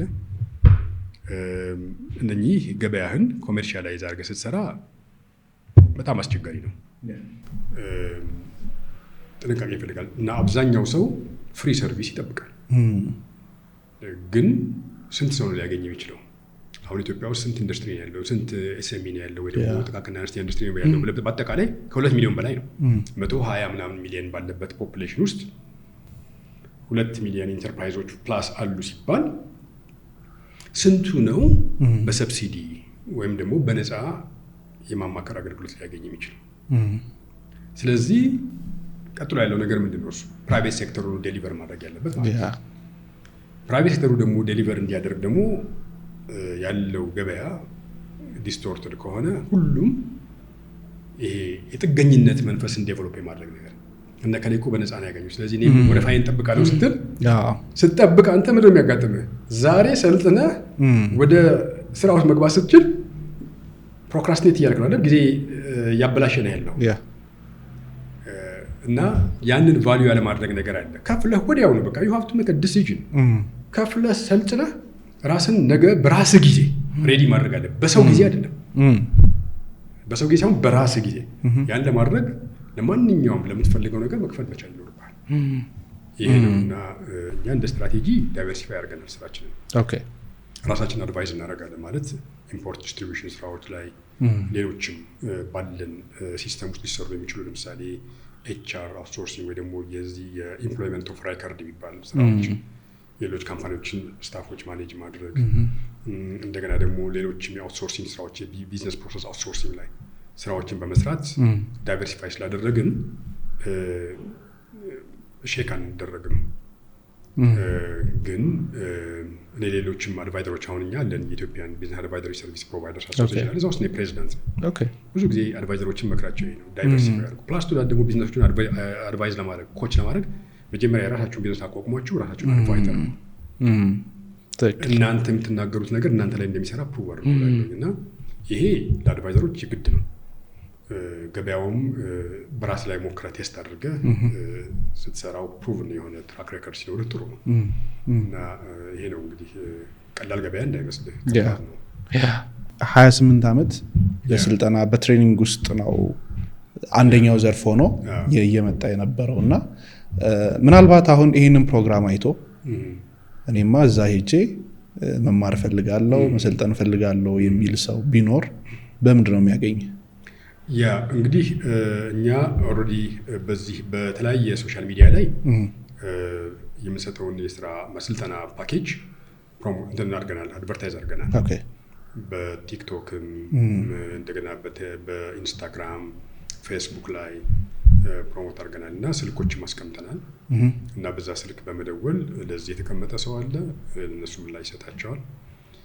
የሚጀምርበትን ጊዜ በስንት ዋጋ ነው የሚሰጠው ምን ያህል ጊዜ ነው የሚፈጀው የሚለውን ነገር እዛ ጋር አስቀምጠናል። እንደገና ደግሞ ስልጠናው ራሱ ምንድነው ከቨር የሚያደርገው እኛ በተለይ አሁን ስልጠና እኔ በተለምዶ ወይ ደግሞ በረጅም ዓመት ቆይታ አንድ የተረዳው ነገር ሰዎች ሰክሰስፉል እንዲሆኑ ፐርፐስ ድሪቭን የሆነ ቢዝነስ ቢልድ ማድረግ የሚል ወይ ደግሞ ዓላማ ተኮር የሆነ ቢዝነስ ቢሰሩ ሰክሰስፉል ይሆናሉ ወይም ስኬታማ ይሆናሉ የሚል እምነት ዴቨሎፕ አድርገናል። ስለዚህ አሁን ስልጠናችንን በዛ መንገድ ነው ፍሬም ያደረገው። ስለዚህ ስንጀምረው ራሱ በዛ መጀመሪያ ሰልፍ ዲስከቨሪ ላይ እኔ ማን ነኝ የሚለውን ነገር የማወቅ የተፈጥሮ ጸጋዬ ወይ ደግሞ ያለኝ በተፈጥሮ ያገኘሁት እንትን ምንድን ነው የሚለውን ነገር የመረዳት ነገር ከዛ በኋላ እንዴት አድርገው ያንን ከዛ ፍሬም ውስጥ ገብተው ቢዝነስ ለመፍጠር አይዲያዎች እንዴት ጀነሬት ማድረግ እንደሚችሉ ያን እንዴት ማጥራት እንደሚችሉ ከዛ በኋላ ሚኒመም ቫያብል ፕሮዳክት እንዴት እንደሚያወጡና ወደ ቢዝነስ ፕላኒንግ እንዴት እንደሚገቡ ነው እንግዲህ እኛ እንትን የምናደርገው። ስለዚህ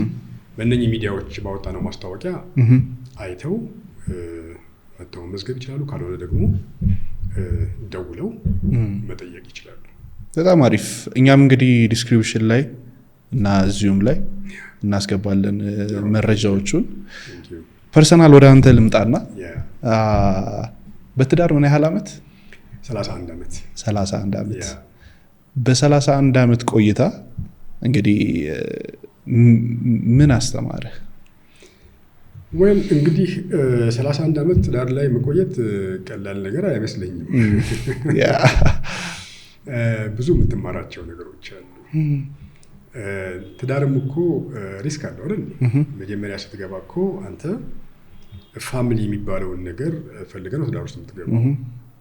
ትዳር ውስጥ የሚገባ ሰው ቤተሰብ የሚለውን ነገር ቫልዩ ሰጥቶ ነው የሚገባው።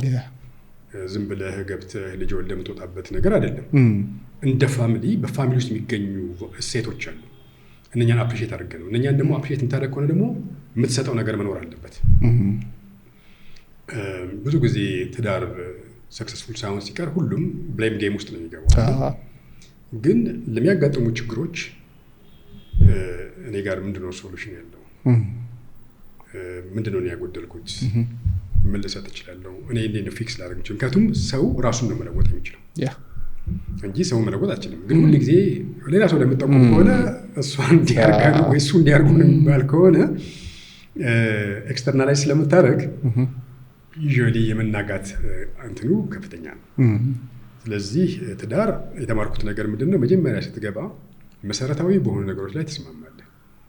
እነኛ የተስማማባቸው ነገሮች በሂደት አይቀየሩም ማለት አይደለም። ስለዚህ አንድ ነገር መረዳት ያለብን ነገር አንዳችን ለሌላችን ደስታ ምንጮች መሆን አለብን። አንዳችን የሌላውን ስኬት ስኬትን ሁላችንም የራሳችን አስፓይሬሽንስ አሉ አይደል? የራሳችን ፍላጎት ህልሞች አሉ። አንዱ የሌላውን ህልም እንዲሳካለት ኤፈርት የሚያደርግ ከሆነ ትዳር ይሰምራል። ነገር ግን እዛ ውስጥ ሰልፊሽ ከሆንክ በቃ የራስን ፍላጎት ብቻ ለማስፈጸም የምትፈልግ ከሆነ የትም አትደርስም። እና ዘ ጉድ ቲንግ ደግሞ ዛሬ የሪሶርስ ባሪያ አትሆን። ሁሉም የተማረ ነው አይደለም? ሴቱም ወንዱም የተማረ ነው። ሴቱም ወንዱም የራሱ የሆነ ፍላጎት አለው። የኢኮኖሚ ዲፔንደንት አይደለም አንዱ በሌላው ላይ። ስለዚህ ተቻችለህ አንዱ የሌላውን ሪስፔክት አድርጎ ተዋደ የምትኖርበት ነው። ከዛ ባሻገር አሁን ስለ ፍቅር እናወራለን። ፍቅር እኔ በጣም ከማግባት በፊት ያነበብኩት መጽሐፍ አለ ላቭ ኢዝ ሰምቲንግ ዩ ዱ የሚል ማለት ነው። ላቭ ኢዝ ሰምቲንግ ዩ ዱ እና ፍቅር የምታደርገው ነገር ነው ማለት ነው አይደል እንዴ? በጣም ግራ ይገባሃል አይደል? ግን ሰምቲንግ ዩ ዱ ምክንያቱም አንተ የምትወደው ሰው ወድጄዋለሁ ብለህ ከገባህ በኋላ መውደድህን በምን ነው የምትገልጸው? ደስ የሚለውን ነገር በማድረግ ነው አይደል? አንተ ደስ የሚልህን ነገር በማድረግ ሳይሆን የምትወደው ሰው ደስ የሚለውን ነገር በማድረግ ነው። መውደድህ ደግሞ የሚታወቀው በዛ ነው። እሱን ለማስደሰት የምታደርገው ኤፈርት ነው። እና ያንን ካደረግ ትቀጥላለህ። ትክክል ትቀጥላለህ። እና ዳገት የለውም። ላንድስኬፑ ቀላል ነው ማለት አይደለም። ብዙ ቻሌንጆች አሉ። አሁን ላይ ሆነ ባለቤትን ለማግባት የወሰንክበትን ውሳኔ ስታስታውሰው ምን ይሰማሃል? በጣም ደስ ይለኛል። ማለት ቀላል አይደለም። የዛን ጊዜ ደግሞ ኑሮም ከባድ ነው። እውነት ለመናገር ተቀጥረህ ነው የምትሰራው። ከተቀጥረህ ምናምን ስታገኝ ገና ራስን ቆይ ጊዜው አይደለም ምናምን ትላለህ። እንደገና ደግሞ እያደግክ ነው፣ ፊዚክሊ እየሄድክ ነው፣ በእድሜም እየሄድክ ነው። ብዙ የምታስበው ነገር አለ እና ከዛ ሁሉ ውስጥ አልፈህ የምትፈልገውን ሰው አግኝተህ ውሳኔ መስጠት ቀላል ነገር አይደለም። ይሄ ነው ሰውየው ብለህ ወስነህ መግባት ቀላል ነገር አይደለም። ከወሰንክ በኋላ ላለመውጣት ነው። ላለመውጣት ደግሞ ቀጥሎ የምታደርጋቸው ኤፈርቶች አሉ። ግን ቤዚክ እንትኖችን የሚያሟላ ሰው አግኝተህ መግባት ቀላል ነገር አይደለም። ዛሬ እንግዲህ የኢንፎርሜሽን ዘመን ውስጥ ነው ያለነው። ምናልባት በቀላሉ ውስጥ ለአንድ ሰው የማወቅ እድልህ ከፍተኛ ሊሆን ይችላል። እንግዲህ ኦል አዘር ቲንግስ ቢንግ ኢኳል ከዛ በኋላ ብዙ ነገሮችን ኢዝሊ ኤግዞስት አድርገህ ወደ ስምሪት ልትገባ ትችላለህ። የዛን ጊዜ ድጋፍም ያስፈልጋል። ኢንፎርሜሽን ለማግኘት ስለ አንድ ሰው ለማወቅ የምታደርገው ጥረት በብዙ ነገሮች የተደጋገፈ መሆን አለበት። ኦኬ 62 ዓመቴ ነው አልከኝ። 62 ዓመት እንዴት ትገልጸዋለህ? 62 ዓመት አንድ የተረዳሁት ነገር ምንድን ነው? ድሮ እኔ አሁን አንዳንድ ጊዜ ከ50 ዓመት በላይ ሰው ሲሆን አዛውንት ሲባል በድሮ ተርም ይመስለኛል። አይ በአሁኑማ በድሮ ይመስለኛል። ለምንድን ነው መሰለህ? አሁን እኔ 50 ዓመቴ ሲሆን በጣም ኮንፊውዝድ ሆኜ ነበር። በ50 ዓመት ውስጥ ምን አገኘው ምናምን የሚል ነገር፣ ምን ሰራው የሚል ነገር በጣም ትልቅ ጥያቄ ሆኖ ነበር። ፊዚክሊ ራሴን ስመለከት በአካሌ ደህና ነኝ። በነገራችን ላይ እኔ ላይፍ ስታይል ላይ ደህና ነኝ እና አመጋገብ ላይ እና ፊዚካል ወርክአውት ላይ በጣም ደህና ነኝ። ቤቴ ነው የምሰራው፣ ጂም በመሄድም ባይሆን ማለት ነው። እና የኔ ምንድነው የሚባለው ክሮኖሎጂካሊ ነው 62 እንጂ የኔ ቦዲ ኤጄ አሁን ባለፈው ሳምንት ስለካ 51 ነው። አንዳንድ ጊዜ እስከ 40 የሚወርድበት ጊዜ አለ። እና ይሄ ለራስ የምታደርገው እንክብካቤ ነው። ስንመለከት ይሄ ስለ ላይፍ ስታይል የሚለው ኮንሴፕት ባልነበረበት ዘመን 50 ዓመት ላይ ሰዎች ኮላፕስ ሲያደርጉ ትመለከታለህ። 55 ዓመት ላይ ጡረታ የምትወጡ ታያለ። ሰውነታቸው ግርዝፍ ብሎ ከዛ በኋላ እንትናቸው በቃ እንዳረጀ ሰው አክት ሲያደርጉ ታያለ። አሁን ግን ንቅት ብለህ ነው የምትሄደው። 62 ነቲንግ ማለት ክሮኖሎጂው ነው እንጂ ራስን ስቲል ማስተማር ትችላለህ። እንደገና ደግሞ ጤንነትን መጠበቅ ትችላለህ፣ መስራት ትችላለህ፣ አዳዲስ ነገሮችን መፍጠር ትችላለህ፣ አዳዲስ ቬንቸሮች መግባት ትችላለህ። ያ ነው እና ቁጥር ነው ለእኔ። ምን ያህል ዓመት እንደምኖር አላውቅም። ከዚህ በኋላ 5 ይሁን 20 ይሁን 10 ዓመት ይሁን 2 ዓመት ይሁን አላውቅም። የማውቀው ነገር ግን በእግዚአብሔር ድጋፍ ዘመኔን ሁሉ አክቲቭ ሆኜ ማሳለፍ ይመስለኛል። እና አዛውንት ነኝ ብዬ ራሴን ለማሰብ እቸገራለሁ። ሽማግሌ ነኝ አይ ነው። ግን ሽማግሌ የሚለው ነገር እንዴት ነው ዲፋይን የሚደረገው የሚለው ነገር ራሱ ግራ ይገባል። ምክንያቱም አይ ሃቭ ኢነርጂ፣ ጠንካራ ሰው ነኝ፣ መስራት ይችላል። ድሮ ግን 62 ሲባል ምናምን ነገር ትላለህ። እንደዛ ነገር ነው። የላይፍ ስታይል ጉዳይ ነው። የላይፍ ስታይል ጉዳይ ነው። ቶሎ እንዳላረች ምን ይመስላል የላይፍ ስታይል? ምክንያቱም አሁን አንደኛው ሰውነታችንን የሚገድለው ምግብ ነው። የምንመገበው ምግብ ብዛት እንሰጠዋለን፣ በዛ ላይ ጃንክ ነው ምናምን፣ ከዛ ስትረስ፣ ብዙ ነገሮች ብቻ ሰውነታችንን እየጎዳን እንድንሄድ ያደርገናልና ምን ይመስላል ያንተ ላይፍ ስታይል? ጥሩነቱ ምንድነው? ባለቤቴ በተፈጥሮ ጸጋዋም በጣም ቤተሰባችንን ጤናማ የሆነ ህይወት እንድንመራ ጠቅሞናል። ኦኬ። ከዛ በኋላ ደግሞ ትምህርት ሲጨመርበት ደግሞ ፍሊፕ ነው ታሪክ ነው የፈጠረው እና በጣም የሚገርምህ ነገር ምንድነው እንግዲህ አመጋገብ ስርዓታችን ገተል የሚባል ነገር አለ አይደለም? የሆድህ ጤንነት እንግዲህ የማንኛውም ነገር ጤንነት ነው ይባላል እና አመጋገብህ እንደፈለገ ከሆነ በመጠንም በአይነትም ማለት ነው ያልተሟላ ከሆነ ችግር አለው። ከዛ ባሻገር ደግሞ አንድ በጣም የተረዳሁት ነገር የሚገርም ነገር አመጋገብ መድኃኒት ነው።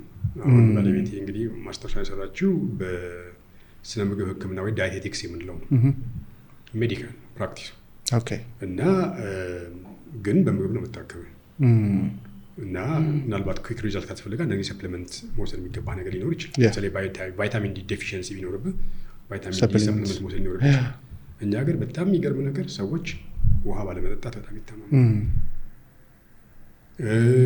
ትንሽ እንቅስቃሴ ባለማድረግ አሁን እንኳን እዚህ ከተቀመጥኩኝ አሁን ለኢንተርቪው ስንት ደቂቃ ነው? 2 ሰዓት ሊሆን ይችላል። 2 ሰዓት አካባቢ። አዎ፣ ግን ተነስቶ መንቀሳቀስ ኤቭሪ 20 ሚኒትስ እረፍት ማድረግ ከዛ በተረፈ በቀን ውስጥ ፊዚካል አክቲቪቲዎችን የተወሰነ ከዚህ ከሴደንተሪ ከምንለው እንትን ወጣ ብለህ ማለት ነው ማድረግ ከቱም የሜታቦሊዝምህን በደንብ ፕሮፐርሊ ፈንክሽን እንዲያደርግ ይረዳዋል። ከዛ ባሻገር ደግሞ የምትመገባቸው ምግቦች አሁን በጣም የሚገርምህ ሌላው ነገር ምንድነው በአእምሮም የስነ ልቦና እንትን ራሱ አንዳንድ ጊዜ ስነ ልቦናህም እኮ ከጤንነትም ከሰውነት ግዝፈት ጋር የተነሳ ይጎዳል። ፊት ሆነህ ግን ስትሄድ ኮንፊደንስ ሌቭል ይጨምራል። እንደገና ደግሞ የሚረብሽህ የጤና እንትን የለም። ንቁ ሆነ ነው የምትውለው። ብዙ እንትኖች አሉት፣ አስተዋጽኦች አሉት። ስለዚህ አመጋገባችን ዝም ብሎ ኬር ፍሪ መሆን የለበትም፣ በጥንቃቄ መሆን አለበት። ይሄ ማለት እንደው ተረብሸ በቃ እንደው እንዲህ ምናምን ነገር እያልክ መመገብ ማለት አይደለም። በምትመገበው ነገር ውስጥ መመጠን ነው። ምን ያህል ካርብ መውሰድ ያለብኝ፣ ምን ያህል ፕሮቲን ያስፈልገኛል፣ ምን ቫይታሚን ኪ ነገሮች ነው፣ ቬጂቴብልስ ፍሩትስ ናቸው ነገሮች መመገብ ምናምን። ሁል ጊዜ እነኚህ ነገሮች በተመጠነ ደረጃ ላይ መመገብህን ማረጋገጥ መቻል ነው። ከዛ ባሻገር ደግሞ በቂ እንቅስቃሴ በቀን ውስጥ ማድረግ አትሊስት ለ30 ደቂቃ እንቅስቃሴ ማድረግ፣ ወክ የምታደርግ ከሆነ ደግሞ 1 ሰዓት ያህል ወክ ማድረግ፣ አለበለዚያ ቤት ውስጥ ባለ ጊዜ እንቅስቃሴ ማድረግ በደንብ ጤንነትን ጠብቀህ ለረጅም ዓመት አትሊስት እርጅና አእምሮ ማለቁ ትልቅ ነገር ነው። የተለያየ እርጅና ብቻህን ነው የሚባለው ነገር አለ። ሌሎች ነገሮች መዘዞች እንዳይመጡ አእምሮ ሲያልቅ በጣም አሪፍ ነው። እንደዛ ነው። መልካም። የምጠይቀኝ ጥያቄ ይኖራል? እንግዲህ እኔ የምጠይቅህ ነገር አንድ ቀላል ጥያቄ ነው። እሺ። ራስን አግኝተሃል? ውይ በደንብ አግኝተሃል። በደንብ። ስለዚህ ራስን ካገኘ በጣም ደስተኛ ሰው ነው። የመጀመሪያው እርምጃ እሱ ይመስለኛል። ሰው በጣም ይቸገራል ራሱን ማግኘት እና ከዛ ቀጥሎ ደግሞ የምትሰራው ስራ ደግሞ ከተፈጥሮ ጸጋ ጋር የተያያዘ ነው። በቃ እነኚህ ነገሮችን ካጣመርክ የማደግ የመስፋት እድል ከፍተኛ ነው። ፕላስ ቱ ዛት ደግሞ የምትሰራው ነገር ላይ የሰዎችን ችግሮች እየፈታ ነው የምትሄደው ማለት ነው እና ብዙ ጊዜ እነኚህ ሁለቶችን ነገሮች የማገናኘት ነገር እላለሁኝ እና ኮንግራቹሌሽንስ ቴንክ ዩ እጅግ በጣም አድርጌ ነው የማመሰግነው። እግዚአብሔር ያክብርልኝ። ሌላ ጊዜ ደግሞ ሌሎች ጥያቄዎችን በደንብ ከዚህ በበለጠ አዘጋጅቼ እንገናኛለን ብዬ አምናለሁ። ፈቃደኛ ከሆንክ በጣም ደስ ይለኛል። አመሰግናለሁ እኔም ስለተፈጠረልኝ ኦፖርቹኒቲ። ምክንያቱም ራስን ኤክስፕሬስ ማድረግ ለሰው ልጅ በጣም ትልቅ ነገር ነው እና ሌሎች ኮንቬይ የምታደርገው መልእክት ይኖራል እና እንደዚህ አይነት ደግሞ መድረኮች ትልቅ ኦፖርቹኒቲ ናቸው። ስለተሰጠኝ ኦፖርቹኒቲ በጣም አድርጌ አመሰግናለሁ። ኤኒታይም ደስ ይለኛል። ቴንክ ዩ በጣም። ምናልባት ኔክስት የሚመጣውን ገስት ምን ልጠይቅልህ? ልክ አሁን አንተ ጠየቅኩት ጥያቄ ራስን አግኝተሃል? እና የምትሰራው ስራ ሁለተኛ ጥያቄ ነው መጠየቅ ያለብህ ከተፈጥሮ ጸጋ ጋር የተጣጣመ ነው ለጠይቅ እስቲ I'll be happy okay thank you በጣም እግዚአብሔር ያክብርልኝ አመሰግናለሁ የዛሬው ፖድካስታችን ይህንን ይመስል ነበረ ከዚህ ፖድካስት በርካታ ቁም ነገሮች እንዳገኛችሁ ሙሉ እምነት አለኝ ታዲያ በዚህ ፖድካስት ላይ ምን አገኛችሁ ምን ተማራችሁ ምን ተጠቀማችሁ ኮሜንት ላይ ጻፉልን እናመሰግናለን